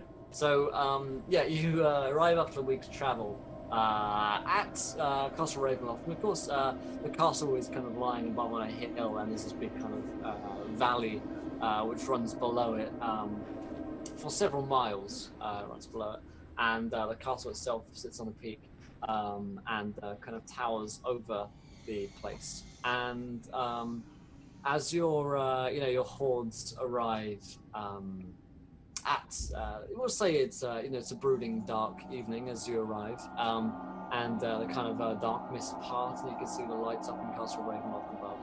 And as you get here, you're riding first along with Edith Gorhart in her chariot, and you see the castle up above, what appears to be lit by kind of these kind of jack-o'-lanterns, very sort of Halloween masky, and cannot spell. There we go. And oh wait, American keyboards, very confusing. So they you arrive at the castle. These kind of jack. You have different keyboards? They have they type differently in England. Yeah, they literally the literally at symbol and the pound sign are in different places. That is it, Will. No. Not this piece of tiny, flimsy. What's some doodle? Have you ever tried? What do you have? A typewriter? Yes. Yes, actually. Yes, we all have them in England. It's a different form of English. It is. Yeah. no, seriously, because like if you're used to like a You my use a keyboard- loom to text us. My keyboard is like thick and mechanical, and this one's flimsy. If you ever try going to a keyboard that you write thousands of like words in every day, like Yeah. It's do a new one. It's It autopilot. just sounds like a It's commentary. like getting on a new car. Yeah, You're just like, ooh, the Yeah, gas is very. It's really Touching. weird. Whenever you go to try the word color, the U deletes itself for some reason. It's weird. Yeah. And Yeah. armor. Yeah, it's weird. And favourites as well, you know. There's no button to worship Her Majesty the Queen, which is really No. what is throwing me. Throwing me What off. kind of a keyboard is that? That Yeah. you can't worship And I Liz? don't- Correct. I don't have we a have to summon- A free board. Yeah. We have to do it with the it's the O and then the 7. You press those together and it salutes Her Majesty. There's no Fucking summon free team puppets, so don't know what I'm doing really. Summon a redcoats. And like when you press it, the sound of an eagle just. The other one just gun sound effect from the keyboard. Quite literally, shots fired. Yeah. I looked outside and the gun, which is wired up to the keyboard, shoots out. There's a holster. It comes with a holster right next to Oh, I it. got a new email. So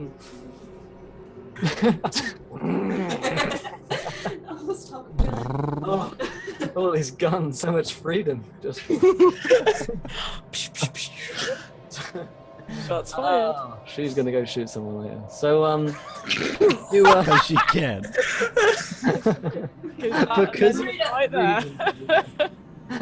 Because of that arbitrary word. Yep.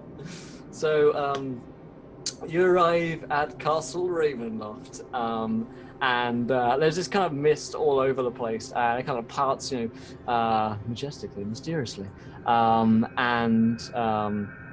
you see the kind of full towers upon it. You can tell even from this distance, the structure is huge and highly defensible. There's a high hill to get up to, which would be a punishing advance for any army to get up to, even to reach its walls. And the kind of hill which is around it, is several 100 feet high. So climbing up it is probably impossible, or just next to impossible at the very least. At least with thinking traditional armies. Maybe you have some mounted way to get out, or some flying creature or something like that.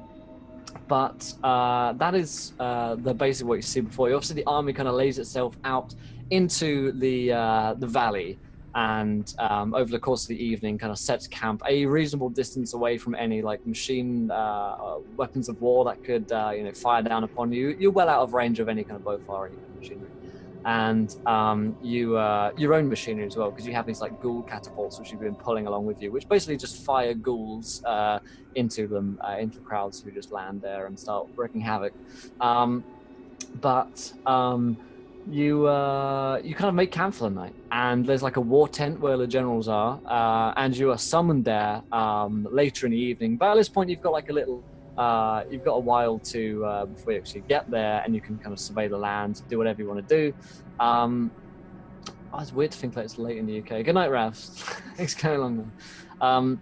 But yeah, that's the kind of basic layout of what you have there. I need to go on a quick bio break. So you've got an hour before you arrive at the war tent and start making plans for actual combat and stuff like that on the eve. So up to you guys what you're up to. So take it away. So I imagine I kind of DM from now on, actually. So nice. Brazilian charge. So I really need some spaghetti. Is there any way I can get some spaghetti? Sid? There genuinely is spaghetti in the fridge if you want it. As if I can just. Yes. Wait, that's Thursdays, isn't it? Spaghetti's on Thursday. Is it spaghetti night Thursday? No, it must be. Alright, so Tuesday. Sid, you're DMing? Is that what's happening? Yeah, it looks like it. All right. Looks like it. I take your silence as yeah, duh. Alright, so what happens next? I always host this show. Yeah. Don't Don't forget Yes. to fluff the hair. Fluff the hair. There you go. Perfect. Yeah, I prefer you to Will already. Just can you go lock the door, Sid, so we can't get back in? I mean, I could. I don't think. So what happens next? Yeah, what's happening? What are we doing at Ravenloft? We're at Ravenloft, and it's a big, scary goth castle. All right. Yep. So all of a sudden, you see American flags. Perfect. And you hear and Go on. I like where this is going. God sakes, you can do Cord and I are totally at home here. I get it. There's purple mountains, majesties, right in the background. Amber waves of grain. Yeah, no, it's Yeah. all good. We get it. you start hearing the soothing sound of America the Beautiful playing in the background, along with gunshots. Uncle Strahd comes out and points to us, and he wants to recruit us to his army. God, I need you. You see I slip on my red coat. Washington crossing the Delaware, but it's actually Strahd's face instead. We've Oh switched man, up. perfect. All right, so I guess I'm gonna take Uncle Sam's boon. And, Yeah, Uncle Sam is your pack demon now. pact boon Yeah, called it's Arbitrary Freedom, Arbitrary freedom, Uncle Sam. and I'm gonna use The my demon. cantrip as tax evasion. Topical. All right, so we met Strahd. Oh, did you? Great. Un- Yeah, we Uncle did. Strahd. Oh, Uncle okay. Strahd. He was wearing a very patriotic top hat. Of course. Yeah, and there was apparently banners that were once ravens and undeath, but now are just star-spangled banners. Stars and stripes, Yeah. stripes Yeah. Okay. everywhere. Did the eagle reinforcements come in? Not yet, no. Yeah, she didn't. She was just getting to that. Yeah, it's the 4th of July up in here, and off in the distance we hear some distant country weeping. She has a thing. Her mum got. She got Will a pack of fireworks. Yay! So you can my launch them on the 4th of July.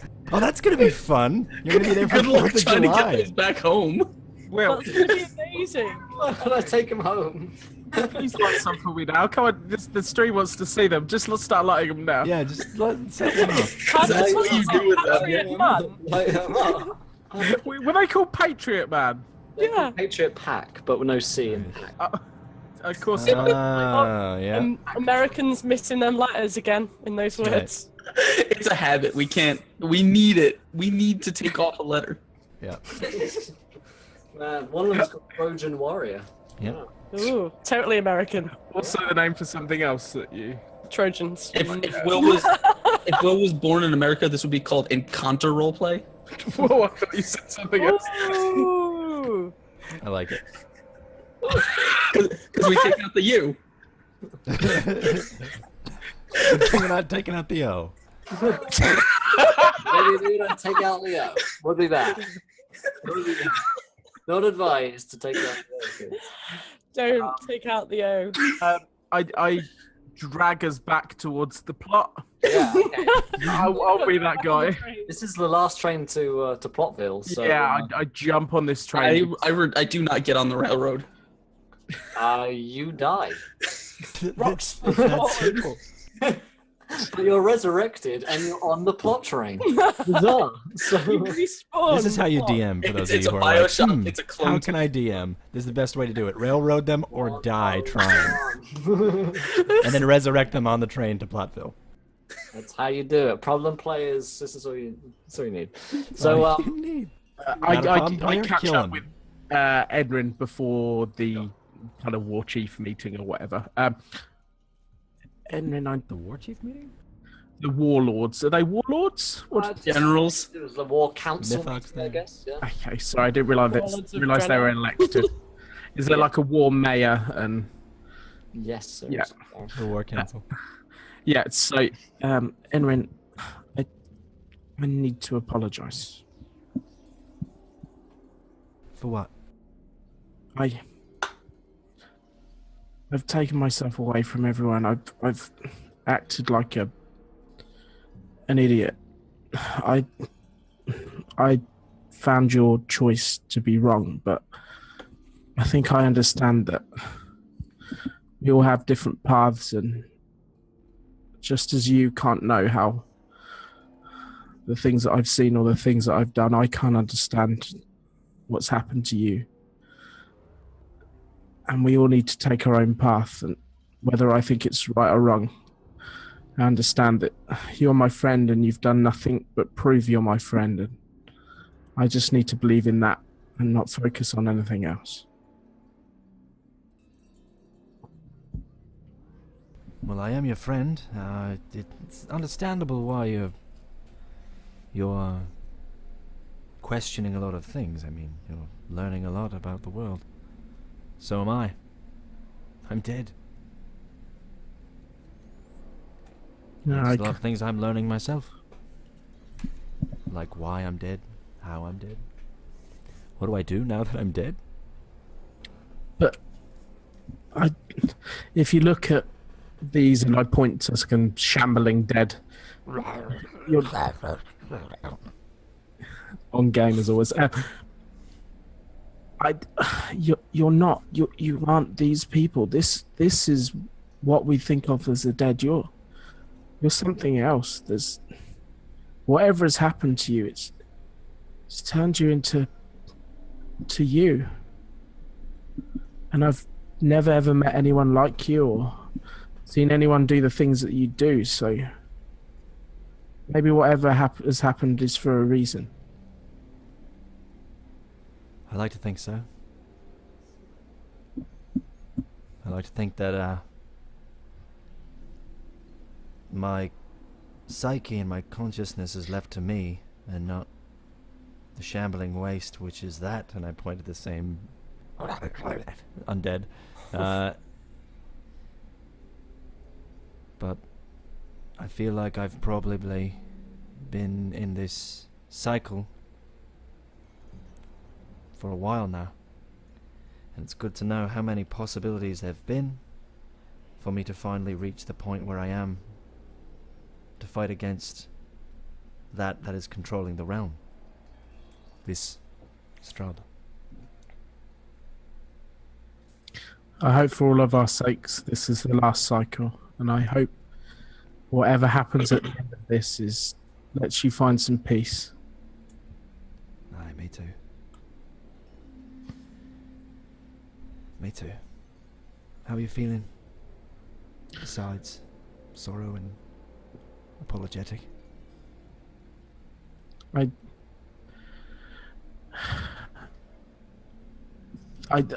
have no other way to describe it than this. And I kind of point upwards, and do you see how the sky is black and there's this fog and nothing is clear? And then I point to just another spot. Yet still, no matter how dark it gets, there's always one star. One shining light that makes its way through, and that keeps me going. I know it sounds corny, I know it sounds crazy, but no, I understand. I think that's what we need to hang on to. No matter the chaos and the doom and gloom and the fog and the misery, there's always one bit of hope. And you found it. Hold on to it. It's the only thing that's the only weapon we'll have against what is up ahead.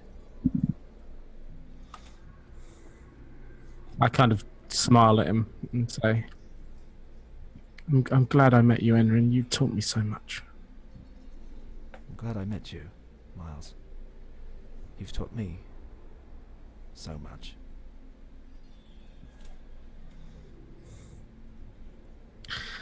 Should we find out how we're going to kill this bastard? Aye. Let's do it. And then should we walk into the... Well, that's not a heart. Well, that's a butt. There you go.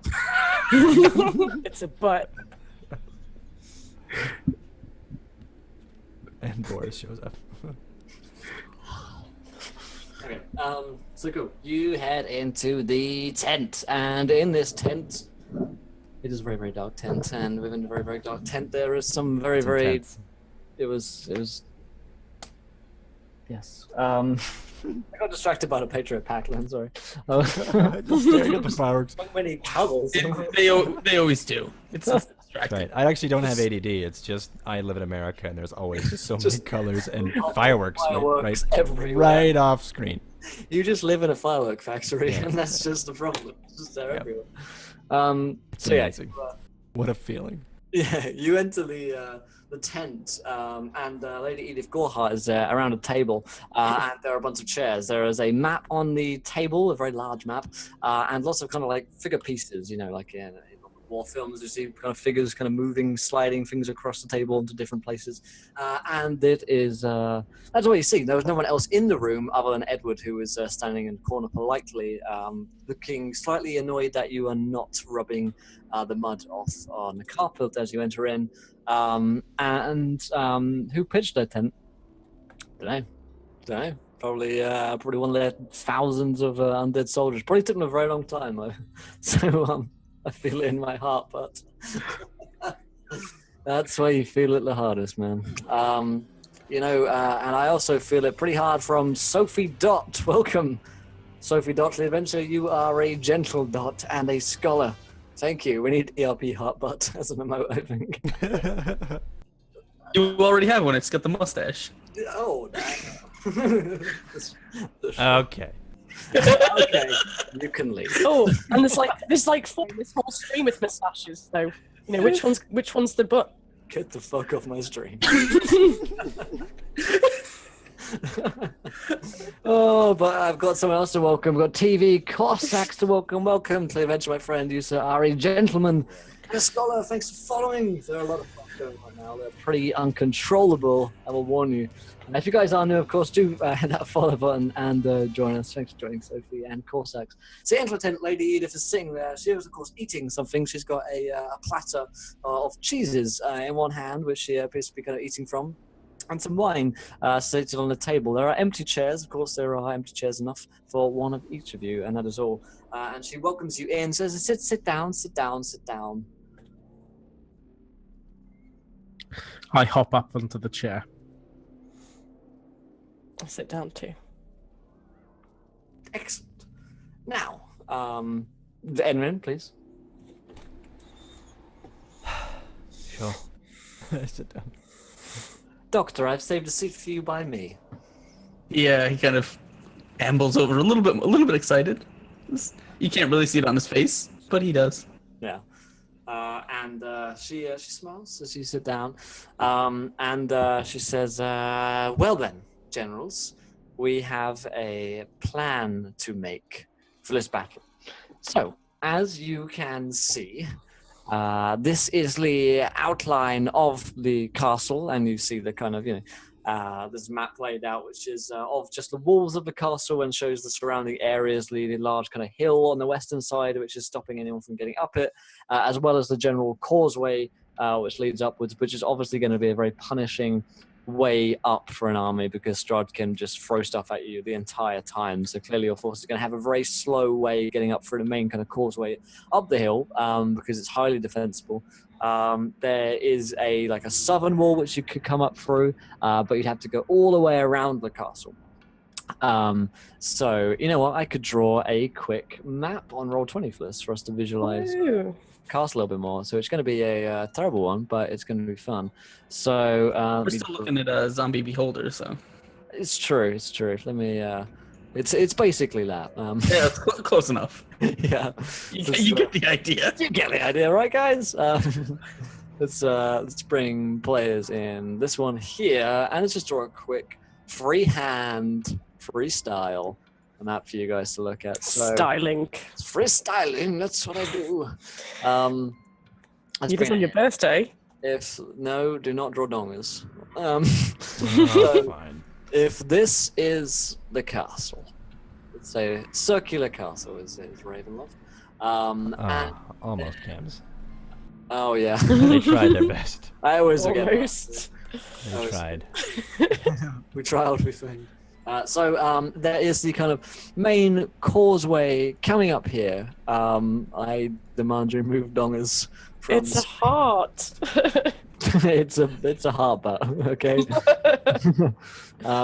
So that is what you see there. Let me get my free hand back again. So that's the main causeway, which is going to be very difficult to get across. There is this kind of hill area here, which is blocking the kind of route upwards. So through there is the way that you could go, but it'd be very tough to get up. There's like 100 feet of wall. There's the back way, the kind of southern one here, which is going to be difficult to get across, but because you have to go all the way around. So you guys are, located, we'll say the army is kind of here. You kind of bold up this side. I'll do a different color for you so we can see that. So in fact, let's just do this. So you guys are in like here, and let's fill that with blood. There we go. So the army is here.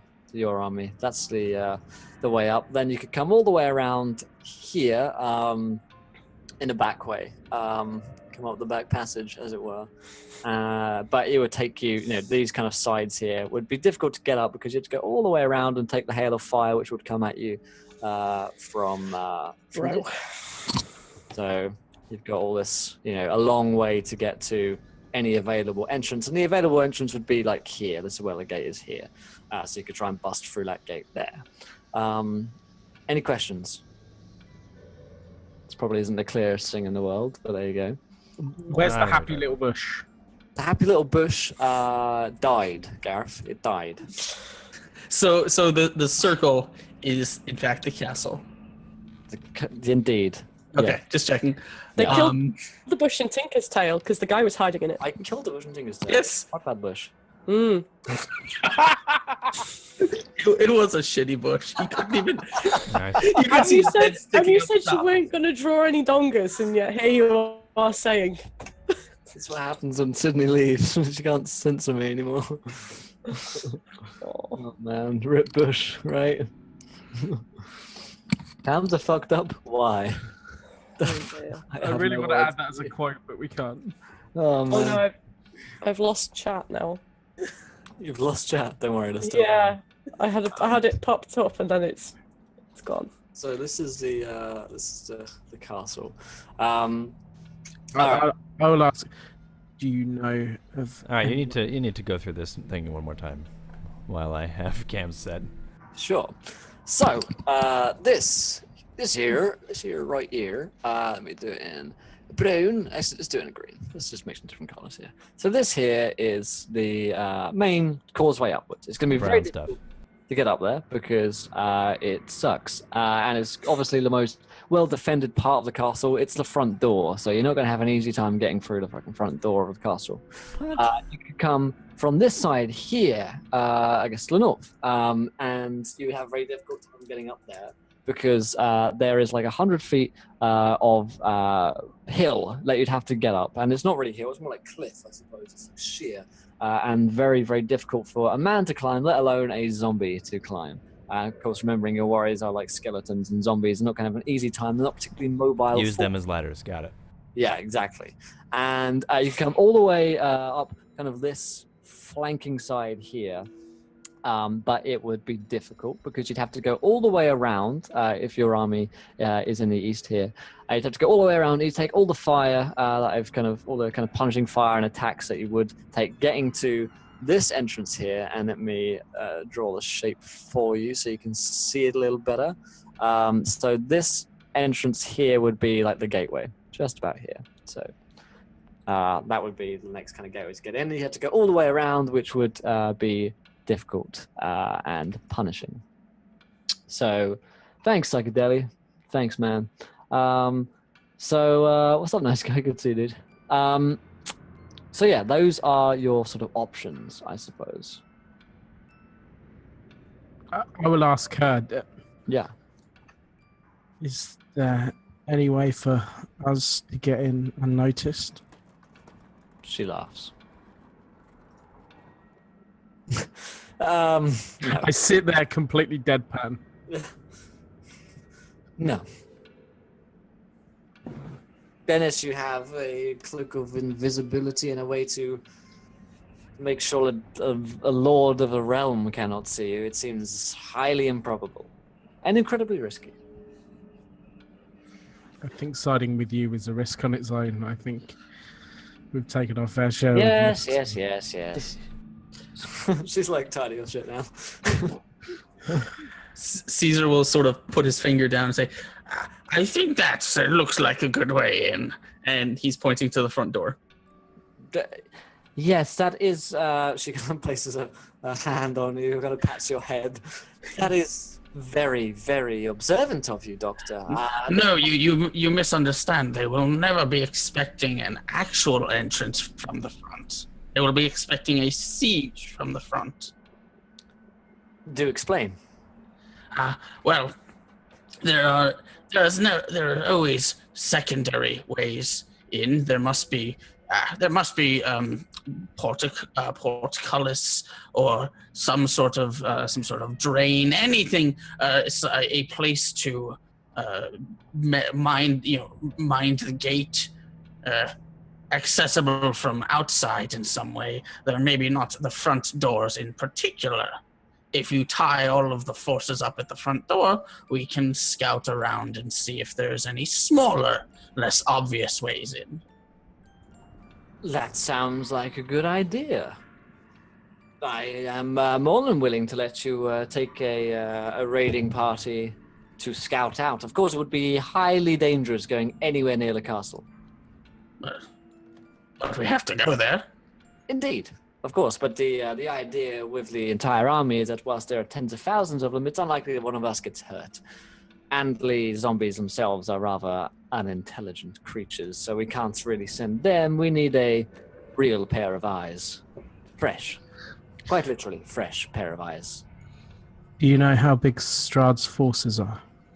No. Although we do know that he controls thousands, likely tens of thousands, and he can call on the civilian population as well. In fact, all of Barovia technically belongs to him, and he can call upon anyone who has no soul, which, of course, as I'm sure you've learned over the course of your travels, is quite a lot of people. And, of course, those who are scared of him. So the city of Vallaki will likely have been called to their aid. As you can see, there are hundreds of lights on in Castle Ravenloft, where usually it sits there silent. So I imagine there are thousands of humans as well as tens of thousands of his warriors. Be they skeletons or zombies or ghouls. Of course, he does, we know, have his elite vanguard of vampires from his bloodline that he's been growing over the course of millennia. And of course, he has the horsemen, those who are still alive. For instance, Death will definitely be in the castle. And me. Oh, Death is at that party.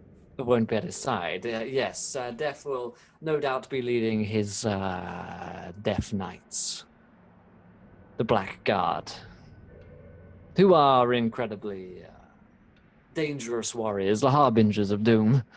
But I wouldn't worry about them. What else? What else do we know? Well, we know that the gargoyles that are on the towers do shoot out beams of disintegration, not unlike those of a beholder. There are also the general poison pots that you'd find in any kind of castle around here. The gate itself is sentient, which can be a problem. In that it's an incredibly aggressive grate. You can't convince it at all. The doctor speaks up. He says, Well, perhaps if we were all to become... to use the abilities of the vampires against them, they pass into their castle in the form of a mist. I see, yes, a mist. Well, here is the problem with magical attack that I could see. Not that it's impossible, it's just going to be difficult, as with any assault, I believe. Strahd himself is the most powerful, sorcerer around in these lands. He created this realm, and so he has complete control over it. Whilst I can defy him, my magic would only last so long, and I wouldn't be able to be on the front lines if I was casting some kind of spell. Your magic, I highly doubt would have any effect in this place. So if I were to, say, cast a gaseous form on myself or my companions, we would not be able to infiltrate it that way. I highly doubt it. There are magical barriers around the castle which prevent any those who he does not wish to enter from entering. Of course, Enrin might be different because he is dead. How about by air? again, you'd run the risk of any magical wards picking up on you, and of course the archers who are undoubtedly on the walls, and then you're inside the castle with tens of thousands of soldiers around. It would be difficult. I'm talking about you take your armies on a full frontal assault. We fly in as a small force. While you're distracting them, we use it time to slip in. I see. Yes, that could work, for certain. If we led the full assault, and you could attempt to enter once we had taken down the magical wards around the place. Of course, I am going to need your help as generals for that to succeed. The army is vast, and you will now, miles aside, have powers to command my forces. And I'm going to need you to use those powers during the battle. You see, I can't micromanage everyone. That's why we have generals. And so the three of you can take a contingent and make sure that they succeed in their given task, and then when those tasks are completed, assault the castle yourselves.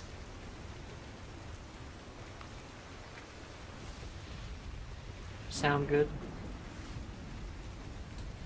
I don't think we have many other options. Has anyone got any other suggestions?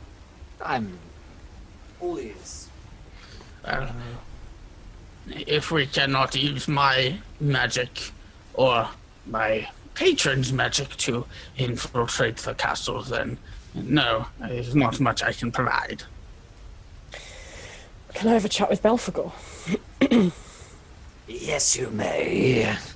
I'm going to call you Fergal for short. I hope you don't mind. I do. Well, tough. So then, Fergal, how can you help us in this situation? I'm sure you've been listening. Yeah, I have indeed, yes. Well, I suppose entering Strahd von Zarevich's castle is going to be incredibly difficult. Do you wish to survive the assault? What do you mean by survive? Do you mean... would the assault involve... yes, technically yes, I would like to survive. I would like us all to survive this assault. Oh, that was my next question. So that the end goal... My next question was going to be, do you mind if any of your friends die? Yes, I do mind. Which ones would you mind dying the least? Do they have to? Well, let's just say this is a precautionary plan. We haven't said anything in stone. Okay, well, what if I said Enrin? Well, he is technically already dead. Oh, I thought you wouldn't notice. My dear, give me more credit than that. What about Miles, little boy? Kill him off before he means anything. You've been in my head for how long?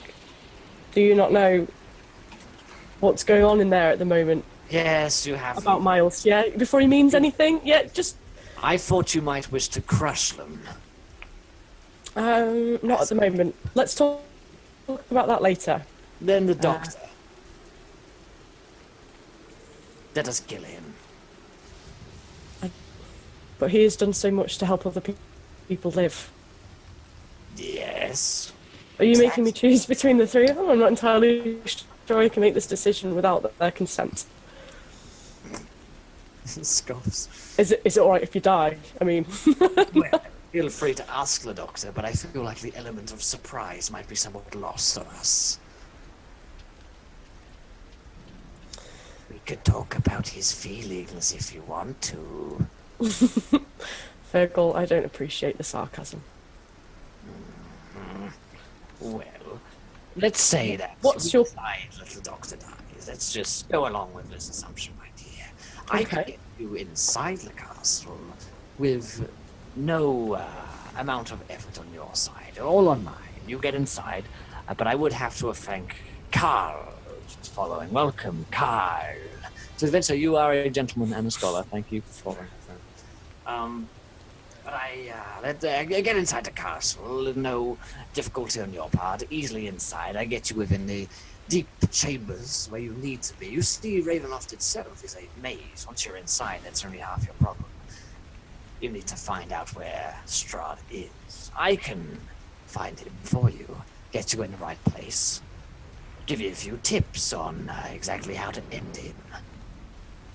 But I would require the pact that the doctor dies. And all you're doing is getting us into the castle Yes. and giving us a few tips on how to kill Strahd. Do you have any idea how to kill Strahd von Zarevich? No. Well then, might be rather helpful. And also getting inside is no small feat. Likely many of you would die getting in without my help. Could be miles. This way you get to decide who lives and who dies. How would you live with yourself after having this choice? Miles dies on his way in.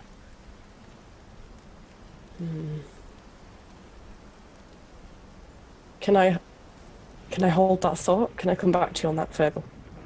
I'll be here. Thank you. Just gonna come out of a trance. Okay. So we just hit 25 retweets, which means you guys in chat get to decide what happens next in this story. So underneath that line from Scarred Star in chat, throw out your ideas as to what happens next. What happens next is the eve of battle. They're going to war against Castle Ravenloft. They're going to besiege it and assault it and go to attack Strahd. So what happens next, folks? Fire out your ideas. It could be pretty much anything. So go wild. And we'll see what happens. After all, this is a fight to remember. So we'll see what's going on here. So, but whilst we wait for that to go on, so Diligence, what do you do after you have that brief conversation with Belphegor? I'm going to try and bring Miles and Enrin away for the moment, and attempt to explain kind of how the conversation went. Sure. So she's going to say, okay. So I'm assuming that she's managed to sort of coax them away from the doctor. Yeah. And, Sure. yeah. Okay. So, sure. So she has a quick chat with them and is like, right, okay, so I've spoken to the new guy in town. His name is Belphegor, but we're all going to call him Fergal. Okay? Now, Fergal seems to think he can get, with most of the effort on his part. But he's asking for a blood price. Now, he's asked me which of my friends I'd rather die. I would rather choose to die. Now, I can't pick, but he's offered the pact with me for the life of the doctor. I'm not sure how I feel about this, and I wanted to talk to you about it.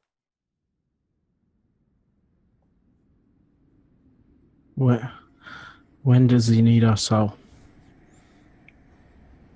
As soon as possible. As soon as we want to siege the castle, he can get us in. He said that he knows of a few ways we could really hit Strahd where it hurts the most. Obviously, getting into this place, as he says in his own words, is no mean feat. And I'd rather neither of you were hurt. But then this is why I need your help, because I don't want the doctor to die either.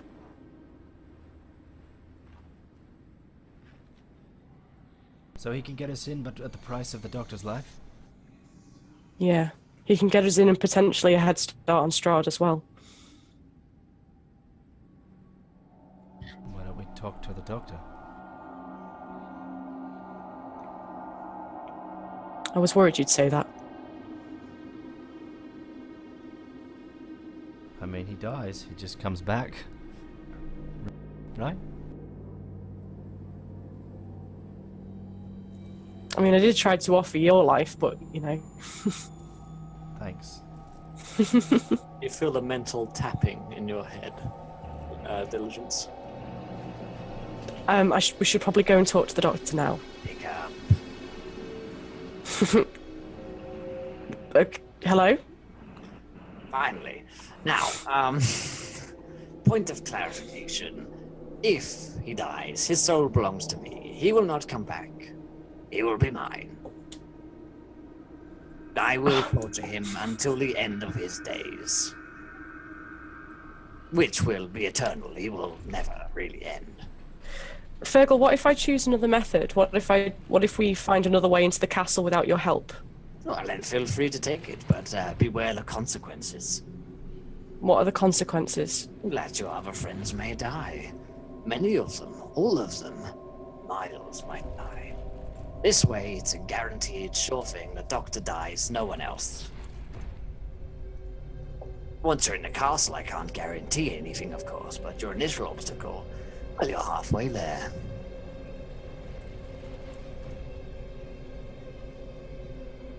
Okay. I need to return to my friends. Okay. She's gonna wake up like... So he's saying that he won't come back, Enrin.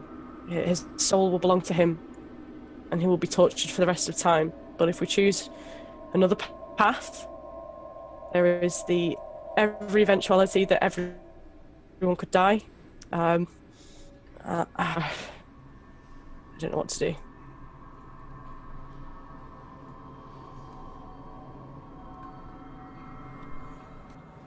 Well, then I guess we find another way in. If he's going to be tortured forever. I'd rather not. That didn't happen. Rather he not be Yeah. tortured, or we'd rather not find another way in. I'd rather he wasn't tortured. Yeah. I've seen enough torture to last me a million lifetimes. I believe that the risk of us dying has been quite high anyway, since we've been here. And I think if we find another way, that risk will stay the same. I don't believe we'll lose anything. Or that we'll gain much more. I think the odds are exactly the same.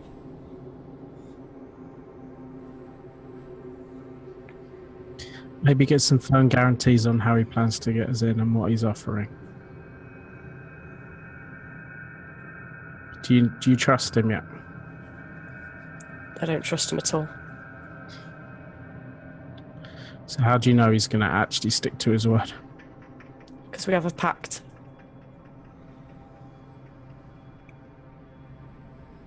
And those pacts are as good as... They're very solid pacts. You have to honour them. Caesar. You're muted. Drink. Caesar, drink it. We got him. Am I? No, I'm not? Okay. Not anymore. I'm used to muting on my mic, so when someone mutes me on the actual program, confuses me. It says, Yes, how can I help you? Do you know how we could get into this keep? This castle? No, I had suggestions. I could do it via magic. If it was possible, we could all turn into a cloud of mist, just like the vampires are known to, and then fly into an opening somewhere. But I have been told that is not possible, and we must do it on foot. Very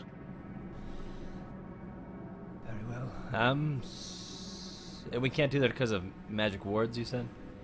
Right, the explanation being Strahd is the most powerful vampire, he rules the realm. He's going to know someone's trying to use magic to get into his castle, and he can top it off. But the other argument was if the army could be used to get into the castle, take the walls, and destroy those wards, then you could breach through. It's the kind of thing where they've got up like, so I think the equivalent of like Star Wars, they've got the shield generators up and you have to go inside them and blow them up before you can actually kind of shut them down. Similar kind of feeling, kind of anti-magic wards. Once you kind of bashing against them, it's just like bashing against an invisible wall. But if you can go inside and actually break down like these gargoyles, which appear to be these magical wards according to Lady Edith, then you could use magic to breach the castle walls. But the castle walls in themselves are magic resistant, having been built by the most powerful wizard of all time. where exactly are the gargoyles? Are they outside in plain sight? Are they, are they something we could physically, like, because if we can't get into the castle and they're up at the top of the walls of the castle, there's no way we can get to them anyway. Right, so they are kind of stationed along the walls. Think like the kind of top of towers, which would be firing down missiles. If you've only played any like Total War games, you see like the towers that are on, they kind of like fire stuff down. Similar to that, if you take down a tower, that would kind of work. But the problem is that you couldn't assault them with magic. That's why you've got these tens of thousands of like skeletal hordes to take the walls, blow them up somehow, or just take them down. We order them to go in, get rid of the magic wards, and then we go in. Or maybe or perhaps they break a hole in the defenses and we go in and destroy the magical wards. The other thing, Dr. Caesar, is like whilst magic wouldn't work, you're an expert with like alchemical solutions. So there's nothing to say that if you could actually create some kind of explosive, that just the sheer like science versus magic thing could work in it. The sheer science. The sheer fucking science of that shit. What you need, mate, is you get this. You get a pack of... Okay, yes, no, I will go to my laboratory, my mini traveling laboratory, and I will proceed to invent rockets. I will invent large fireworks. And when they explode, they will explode in red, white, and blue. I have created science. No, if there's if there is perhaps a gate or a portcullis, iron bars or something, I may be able to create some sort of caustic agent to melt through them, or perhaps if we have such catapults, I may be able to. No, wait. And I kind of stick my head, like, kind of fix my hood. Can I rush off to the ghoul catapult? The cliff? Oh, yeah. The catapults that fire the ghouls. Wait! Yeah, you can go to the ghoul catapult, yeah. Alright. I want to inspect one of the ghouls that has been turned into or is prepared to be ammunition in this thing. Can I possibly...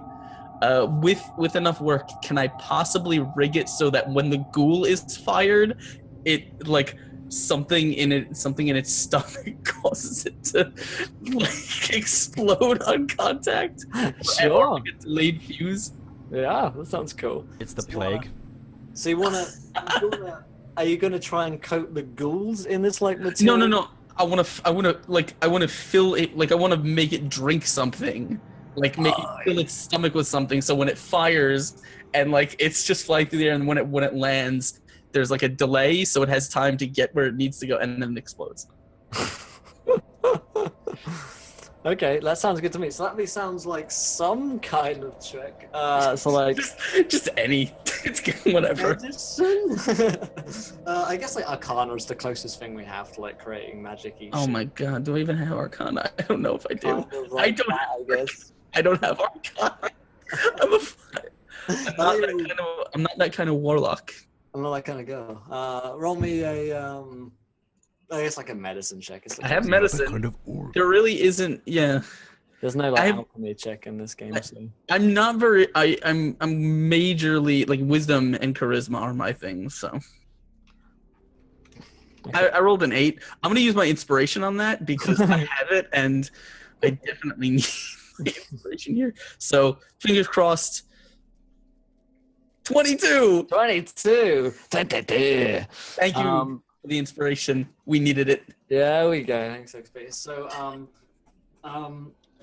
So you create this caustic kind of, well, I don't even know, like fluid, I guess. You've imbibed it with some terrible fluids, and you give it to this ghoul, and it just begins like. Do not gift that. Whatever you do not gift that image. Me sucking the biggest wine flask that you've ever seen. And could we have that and Mitch's alongside each other? Mitch is right on top. Oh no! Too much. BRP sauce. Yes, saucy. And it kind of just like has this full stomach full, and you can tell that the ghoul isn't like comfortable with this. You've made enough for a few of them. I imagine it like you remember in The Dark Knight where there was a homeless guy in the jail.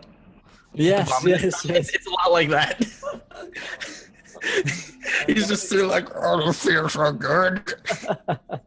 And they kind of drink it up and they like strap themselves in to all the port ready for the morning. You know, they kind of like sleep down. Okay, so that's like one plan in place. So what's the rest of the battle plan? Yes. Or the plan involving the doctor and getting inside. Just is it for the catapult? Is it possible that I can like do we think the catapult range could be aimed at the gargoyles or anywhere near them? I mean, I have to aim it at the tower that they're on. It would have to be like a good shot, but you could do it. Can I aim it so that the shot will pop? You said the walls are reinforced, like they're probably not going to collapse. Yeah. Okay. Well then, yeah. The best thing I'm going to have to do is I'll tell them that they're going to be fired onto the walls, and then they have just enough time to run for like maybe 5 or 6 seconds to get near, to get right up to the gargoyle and like hug it before they explode. Okay, that sounds good. Yeah. Okay. Okay. So what about Miles then? So I can't control an army. Right. So what? How are you going to make yourself useful? I suppose is a question. I imagine I would have probably taken diligence to one side. And would you have been openly talking about this doctor thing?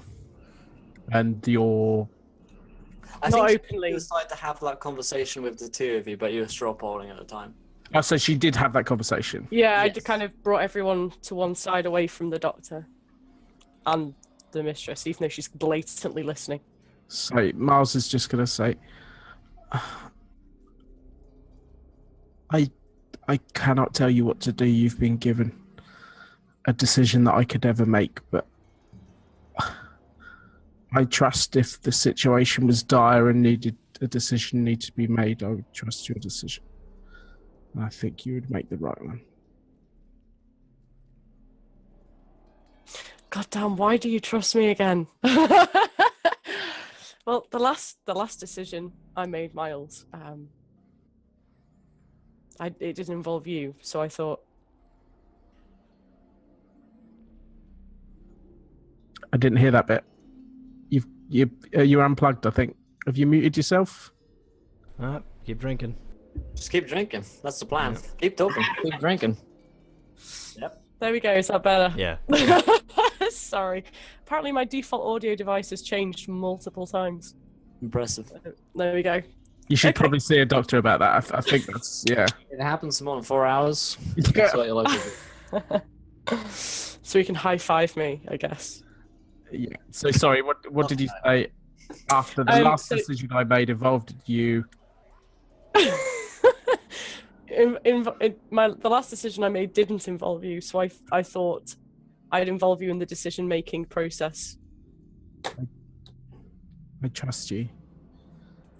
And the last decision I made, I feel, was definitely the right one. And he gives your hand a squeeze. I think you've got an army to lead.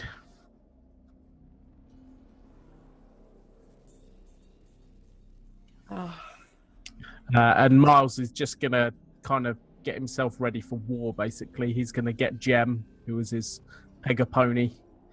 He's going to get some horse armor, pay that DLC cost. I mean, the horse body itself is going to cost you $2, Gareth. So Yeah, that's... It's just cosmetics. we took a lot of time to code that, man. We took a lot of time. I'll pay you those tokens on Live Jasmine. Yes, I'll get the tokens. A suspicious amount of knowledge, I think, is had by Gareth without Live Jasmine. A suspicious amount is what I describe your level of knowledge as. tokens. He's not denying it, ladies and gentlemen. He's not denying it. I was muted. I gloss and I hope my wife is watching this.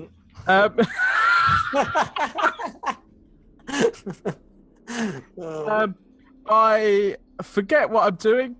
I kill myself. I strap myself up. I get myself ready for war. Whatever way, I think we need to get ourselves ready for battle. So there's Everyone strafes. You all move one camera to the left. Don't steal my moment. So basically, I basically want a fantasy D&D version of the scene from Commando, where Arnie's strapping up and painting his face. I imagine it's all played on like. Just thinking that live Jasmine stream. Instead of Commando, can we get Batman and Robin, where it's like a close up of the butt? Yeah, but as long as you can see my nipples, like. That's right. We get the butt close up, the bat nipples. Yeah, no, that's it. The nipples. The bat nipples. Interesting question. For those who are willing to do some research. Wow. Do bats have nipples? That's my question for you. They are mammals. They are mammals, so hopefully. They should have at least 6. Fingers crossed. At least. That's a They could normal have amount, more. right? Again, we're getting into a rather particular niche. I've got a whole Patriot pack here, and I'm ready to use them. So, I imagine somewhere Bill Oddie is screaming at the screen, and that's just for the British people. this is going to be my permanent prop from now on. You Did you realise? say Bin Laden? I took care of him. Bin Laden watches the stream, yeah. Oh man. Okay, so I'm strapping up and on, and yeah, ready for. Strapping on.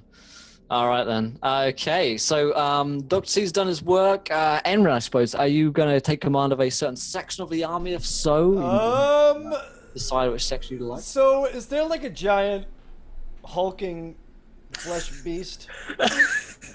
You know, just so happens that there is. No way. All right, so How many nipples does it have? 1,700. at least 6. It was a mammal. But we also need to bring in the viewer decision for 25 what I'm retweet, doing. which was Aaron speaks so much with the unliving that he figures out how to possess a body when he wishes.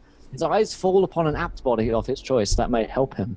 Sadly, it causes a wild magic surge to the nearest party member. So, which apt, able body would you like to possess, Cord? The hulking, shambling flesh golem That is made of nipples. that is made of nipples. The nipple golem. Sorry, can I pause for an important update? Just a mammarathon. Cats do have nipples. I've just seen a diagram, and they're labelled. It's you heard it here first, folks. You have to link it in chat. We're trying to appeal to the younger audience by becoming an educational stream as well. So we will talk to you about Nipple bat. geographic. Yes, indeed.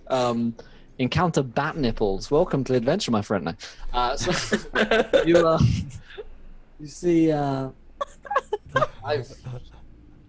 you see this giant shambling mess of flesh and limbs and pain and tongues. A lot of tongues. Also, you know, it's got odd kind of bat wings on it, and it does Got have a lot of hands. It's real handsy.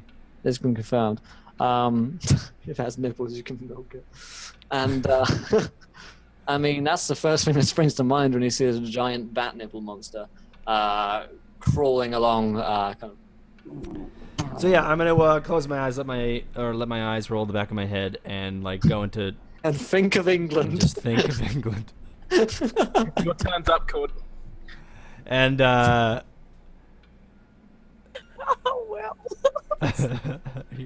You just are you in a rave? Are you in a That's sad another rave? gift. Or are you milking? I it? am milking a giant bat nipple. While crying, apparently. Well, I'm crying. It's the only way. It's not. Should I be more happy about this? Can that be the new gift? That has to be the new gift. Rather than sad. We're gonna get an odd shot of that.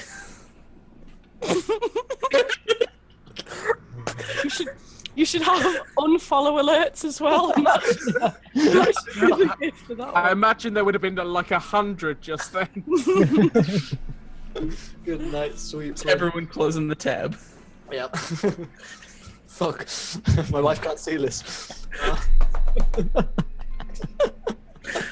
Oh man. So So yeah, I let my eyes roll the back of my head, and I think of England, and I like same sort of thing like Misty Step.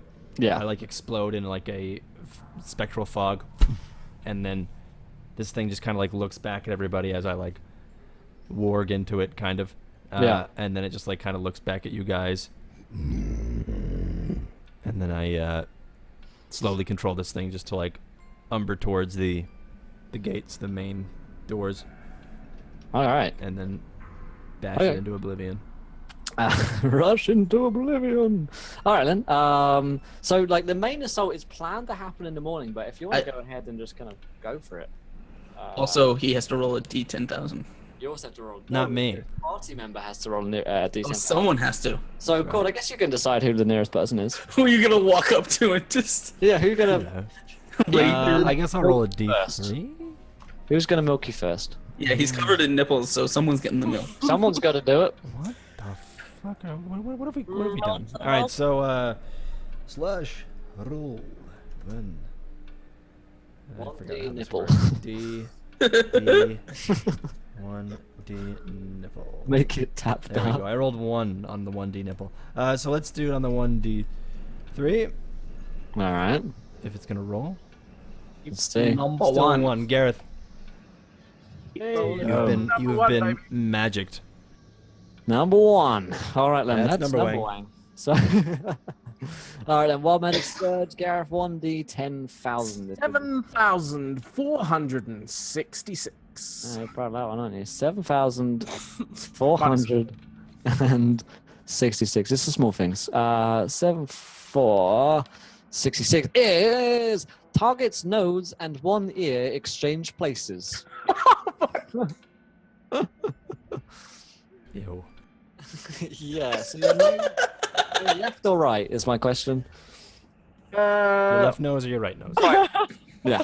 Yeah, right nose, please. All right, so your nose goes from here onto your ear, and it is now stuck there. Your ear, however, is it's kind of weird because you've really fucked up your stereo. So like your balance is really fucking off. It's really annoying to you because when you like hear things, you're hearing from a different direction now, which is really, really weird and bad because like it's just gonna fuck you up entirely. And like it's like having one speaker like in your face and the other like directly in your ear, so it's quite confusing.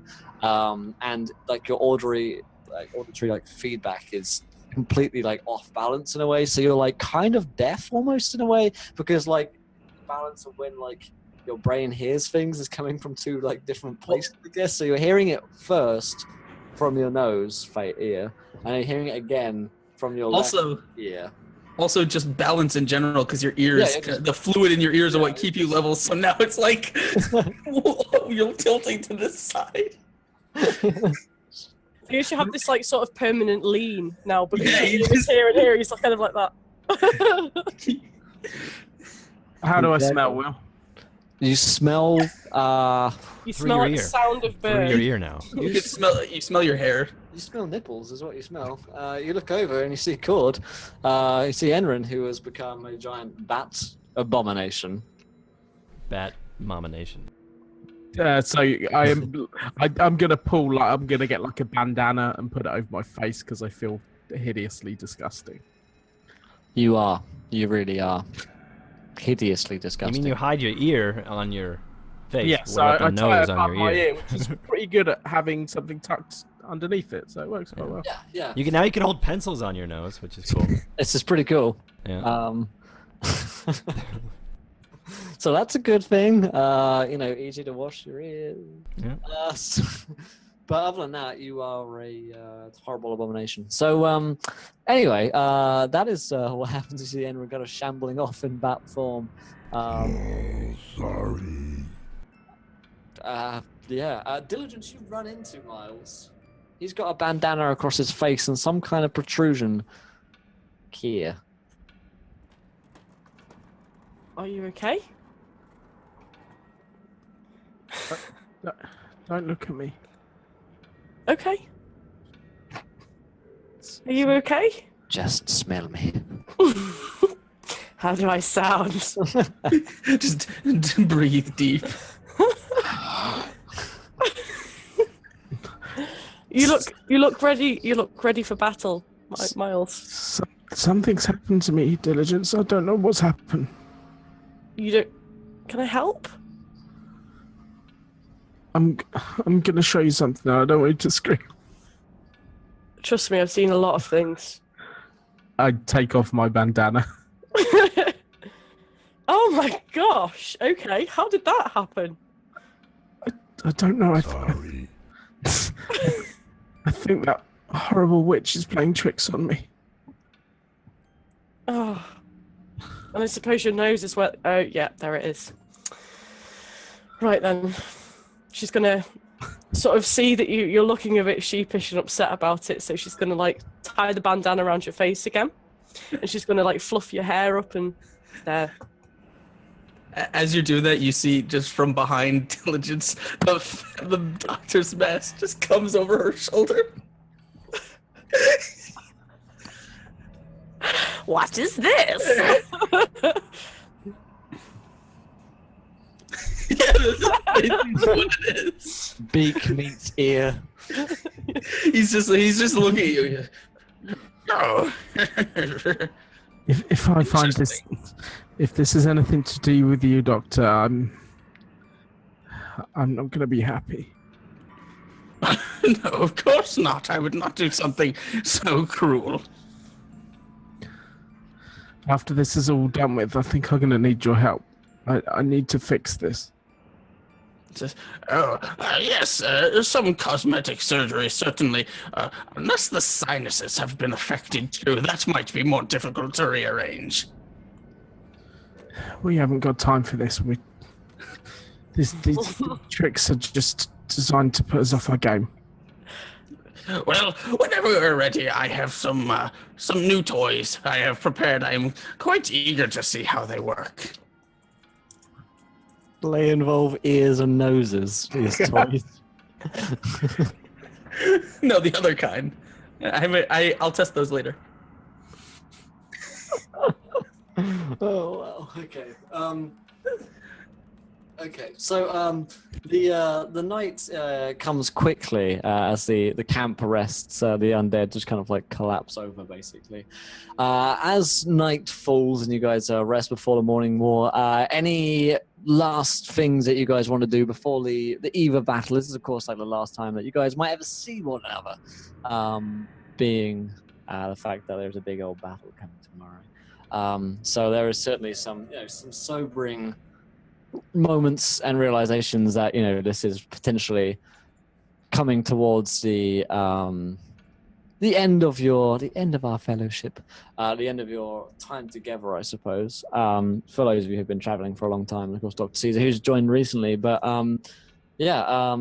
as night falls and camp is sinister and quiet, there's this kind of pregnant silence and darkness upon the camp because no one else here is actually alive. What are you guys up to, I guess?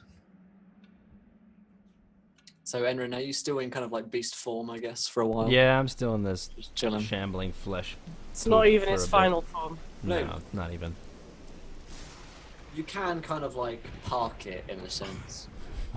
Beep, And then beep, it goes beep. back to your like body. This battle is reversing. Vehicle reversing. Yeah, you can like go back to your body and like go back into your human form, and then like transfer back into that creature should you so wish. All right, cool, great. Like when the time is appropriate. Okay. Exactly. Yeah. When there is a sufficient plot reason for you to do so, you don't want to be a fucking bat nipple for the rest of your life, then you can change back. I mean, speak for yourself. But Yeah, don't kink shame. Alright, so Miles, you're about to say something. I'm just imagining it's kind of all sat round they're all mocking you for saying pregnant. Silence as well. I apologise. No, it's pregnant. It's pregnant with my nipples. It's up. got nipples, yeah. I imagine we kind of all sat round this campfire that we've made, kind of just silence, contemplating kind of what's ahead. I just kind of, yeah. Sorry, go on. Yeah. I feel like we're on the brink of something we can't go back for, guys.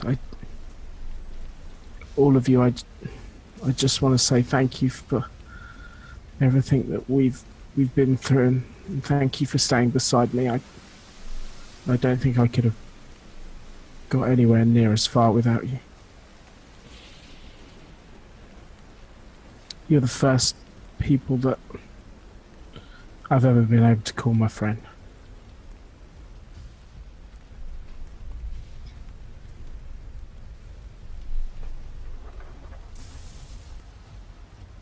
Miles, Yes, Henry. you've always alluded to your past, but you never actually told us. Do you remember anything of your past before you met us? I remember a memory of being at home with a mother and father, which I'm not sure was actually real. I remember waking up in this cold room with a crack in the wall to see outside and just some books. And then I remember waking up in that room for 10 years. I remember the symbol on the man's hand that used to feed me through a hatch. I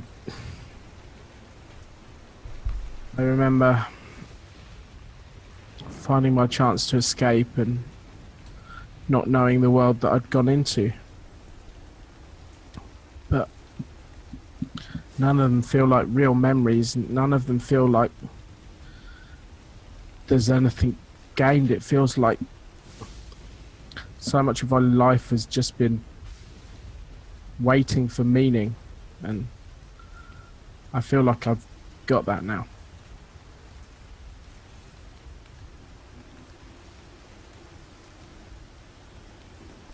It's good.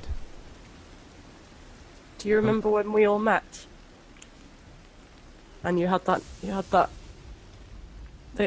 you were crying blood. Do you remember? I remember you wanted to help. That was the first thing you said. You could help me, and that's no one ever wants to help me.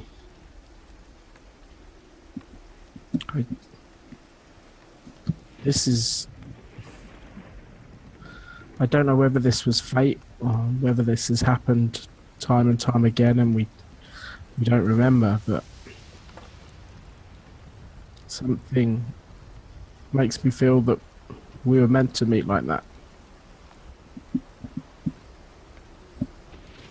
Do you remember when we found Enrin asleep? And you were so confused because I looked like a devil. Well, I read about tieflings. You don't see them every day. You don't. We didn't know he was not... I'm sorry, Enrin. We didn't know he was not alive then. No. I didn't know either. But Enrin, you have more soul than anyone I've ever met living, so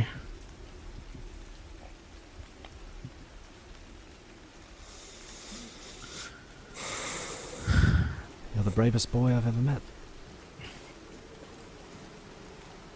Doctor, do you remember when you were stuck doing the work of evil before you've decided to do more even?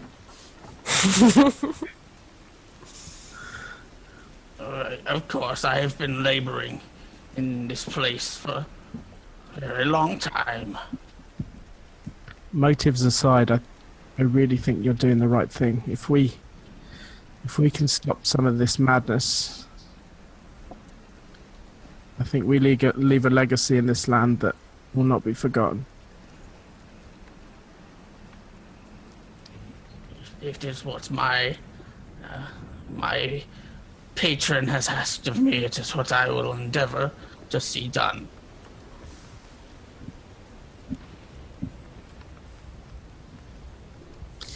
Well, whatever happens tomorrow, whatever's inside that castle, we just need to remember that we have 3 people that have our backs.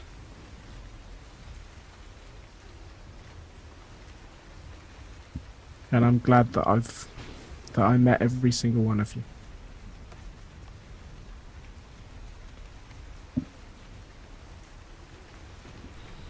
wasn't for you folks, I'd probably be like them. I point over to one of the ghosts just aimlessly wandering. You've given me purpose. You've given my afterlife a reason. I thank you. I think you've always been meant for bigger things. I've seen the way that you fight. I see the way that you help people. And the way you tried to protect Boris. The way you have protected Boris. Anyone would do that for their younger brother. Their baby brother. Not anyone. A good man. I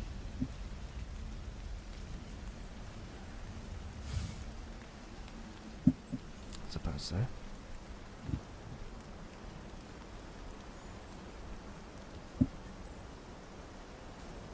So tomorrow, we go in there.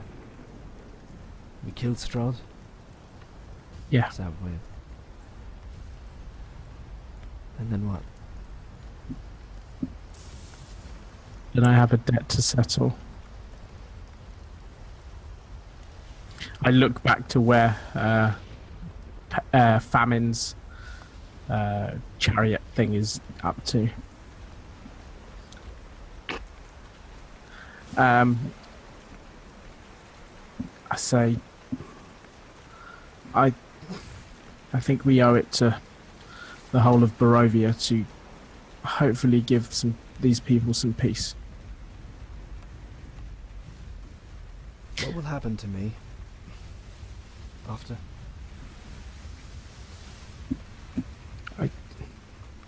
I don't know what will happen to any of us.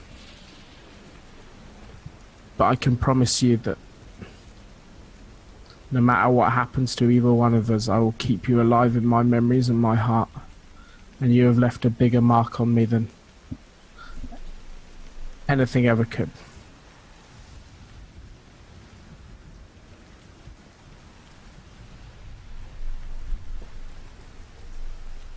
You will all live on. After. Live a life.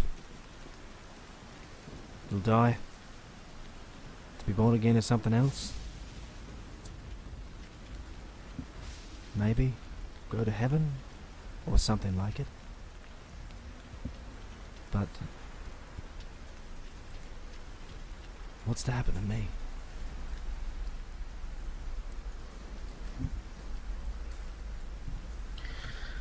I hope you'll be free out of this vicious cycle. I hope that one day you'll get to sit down with your baby brother and have dinner and be free of the pain that you've suffered this entire time. And I hope that by doing this, that's what you'll get at the end. I'm afraid, Diligence. So am I. I'm afraid that won't be. I'm afraid I'll just fail to exist. I'll be snuffed out like a flame. And I'll only be just a memory. A memory that has lingered for too long, it seems. The mark of a man is by what he does with his life, not what he does when he's dead. When we're dead and gone, we can't do anything else. Surely the most important thing is, while we're here, we do the right thing for the good reasons. And that's exactly what you're doing. So it's best not to think about what comes after tomorrow and take tomorrow by the horns and deal with it the way we need to. We are facing a devil, and the only way that we can take him out is together. Right. I'll take watch. Thank you, Henry.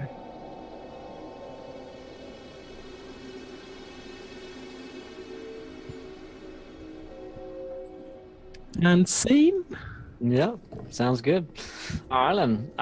And show, I guess. Looking at the time here. So, on that note, tomorrow we go to war, to Ravenloft. And Ravenloft. We go to war. And Lost begins our, finale arc, I suppose, of the Curse of Strahd.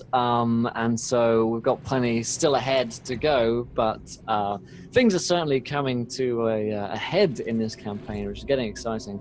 And we'll see where things go and how they go for each character and player, and who ends up living, who ends up dying.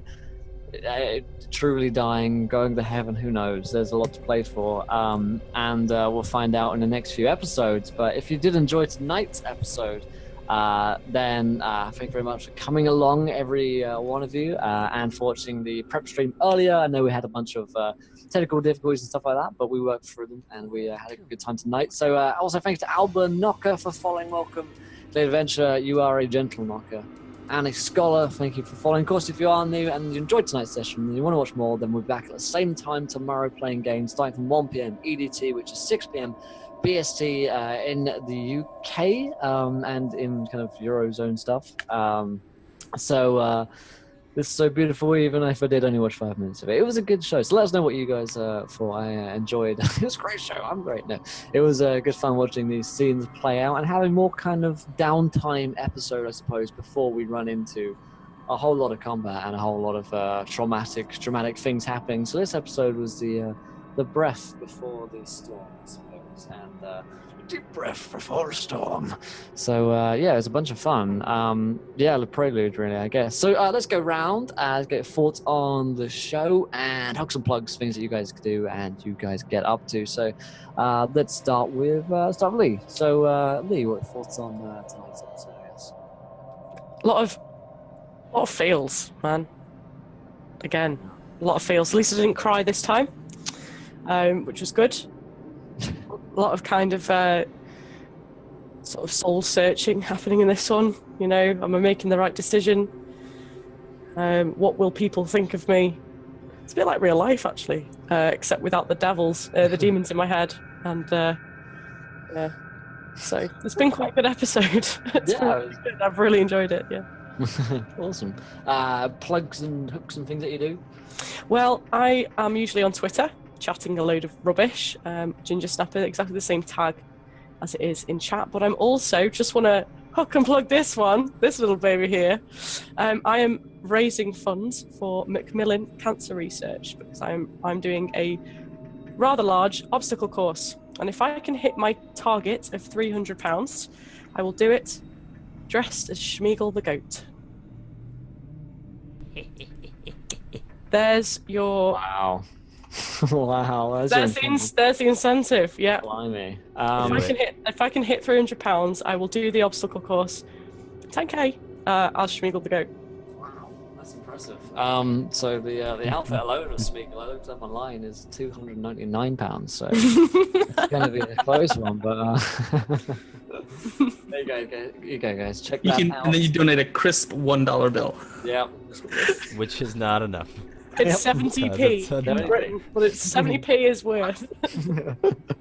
Are there any plans for a future Dark Heresy game? Yeah, give it 2 months to probably return with the next season. Where's it going to be recorded so we can see? That's a good question. Will it be filmed for the pleasure of... yes, it will. Yeah. Excellent. Lots of pictures. Lots of evidence. Show my dancing video again for charity. Maybe I will. I'm sure there's a lot of people that would pay good money to charity to show that video. That was so good. I will need to be so drunk. Donate to mine. Man. We hit 400. The things you do 6 years ago, right? That's a good idea. We could do we'll do a fundraiser stream or something. That'd be fun. All right, Gareth, you do things. Sorry, you want plugs? Yeah, and the episode thoughts. Blah, blah, blah. Yeah, it was a really cool episode. It like dealing with the whole diligence love thing's good. It's nice to kind of fall apart and get to build up again together. It kind of felt natural when Miles discovered that it's kind of what this woman's wanted. She's trying to meddle and kind of divide and conquer. So yeah, the reason when Miles kind of discovered he'd been a bit of an idiot, he kind of swallowed up his pride. And yeah, it was really nice. The role playing bits are really good. These guys are so fun to bounce off and kind of go into little monologues. It's really enjoyable, and I love these streams. Really, it's going to be sad when Strahd's over, but it's going to be fucking good when we kill the bastard. Yeah, can't wait. Yeah, other than that, I'm actually I'll plug Myth. He's going to do it in a second anyway. But I've been watching a lot of Myth's RP streams, and he is incredible. It's a really, really good place to catch up on Myth role playing more, and it's a proper soap opera, Game of Thrones esque plot, and Myth's playing such an awesome part in it. It's super, super good, and I go follow him and watch him, because if you like your role play, that's another good place to catch up on it when you're not watching encounters. Sounds good. This rolled straight off the tongue to that one. Myth. Oh, wow, thanks. Thank you so much. Hi guys, I'm Mythomatic. I stream on twitch.tv/Mythomatic. I'm a voice actor, role player, actor, game designer, poet, lover, stud, mustache wearer. Anyway, so I wear it. It's not actually. It doesn't. It's just a prop. It's all a prop. It's all a lie, guys. I have to keep. I stroke it because I'm actually pushing it on and keeping it there. But yeah, anyway, check me out. I'm gonna be going live after this. It's gonna be rather hectic. We are apparently attacked last night or 2 nights ago, and a lot of the orcs have fled. So it's gonna be weird to see where Mythok starts his stream and ends it tonight. I do know that the Vikings wanted to attack a dragon, so I think we're going to be trying to fight a dragon tonight, so it's going to be crazy. So check out stream. And thank you, as always. Tons of fun. I love role-playing with you guys. I love role-playing over here. It felt good to being behind the helm tonight, the production helm. Holding that helm. It was wonderful. So yeah, thanks guys. Tons of fun. And I'll see you in a few. Speaking of helms, Askren, why don't you plug your channel? That is a perfect segue, by the way, because when you think of helms, you think of me. Yeah, you think of a beaky mask. No, thank you. As always, thank you guys for the privilege of hanging out here on this show. It's just for those of you who just started watching, someone asked earlier, oh my god, I didn't know there was a fourth person. There really isn't. These guys just let me hang out and watch them role play, and it's a privilege every time. They're great guys, and it's dramatic, and the role play is great, and I love every minute of it. By the way, my name is Askren. I'm the host and the dungeon master of the Exploding Dice channel, where we play live D&D every Sunday. That's 8 p.m. So if you hang out on Encounter Roleplay, you never have to worry about missing any of the shows on my channel, because we roll right after these guys end. So that's also here every Thursday at 1 p.m. I host a campaign called Reign of Winter, which has been getting more ridiculous and more awesome every week. Isn't it great? They were turned into kobolds. Now they were polymorphed into pegasi and dragons. Your decision. Douglas the dragon, obviously. Yes. So come check that out. It's a lot. We have a ton of fun on that campaign every Thursday at 1 p.m. Also, on my channel on Exploding Dice, I have a talk show called Fuzzy Dice. It's every Tuesday at 8 p.m. where I have a different guest, usually someone with a cool podcast or blog or a Twitch streamer, and we sit down and we talk D&D and stuff. This past week I had, just this past Tuesday, I had the guys from the Dungeon Masters Block podcast coming up. I've got the Saving Throw show coming on. So everything, it's a great show, and I have a ton of fun. Come hang out, talk about D&D, ask your questions. It's a lot of fun. Sounds great. All right, then, guys. So if you enjoyed tonight's show, you can go ahead and find us tomorrow. Askren is running this show. I go on Fuzzy Dice. I've been on Fuzzy Dice, man. I've been on Fuzzy Dice. Yeah. Both of them. One of the OG guests, too. OG. That's right. Moving there. Let's go Founders. Let's go and host some random D&D stream before we go. So spread some D&D love. Who should we go to?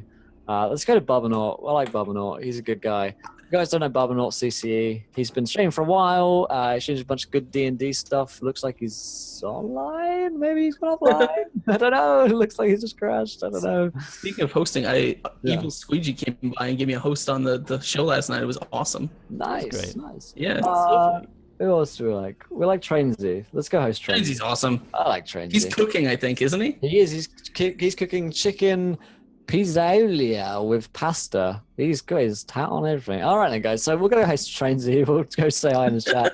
We'll do the old hashtag encounter raid in his chat. So we'll go over there and show him some love because we'll be on the show tomorrow. So let's go over there and say hi. I'll type it in the chat so you guys can copy Reno. And there we go. I'm gonna raid. I can't spell on this keyboard. Good lord. Hashtag heart butts. Yeah. And we'll be in this channel here, hanging out for a little while, watching a man cook. So we'll see you guys in a little bit. And, we'll see you soon, guys. Good night. Take care. Oh, sorry, somebody that one. Do you want to be here laughing when you do? Lol. Nailed it.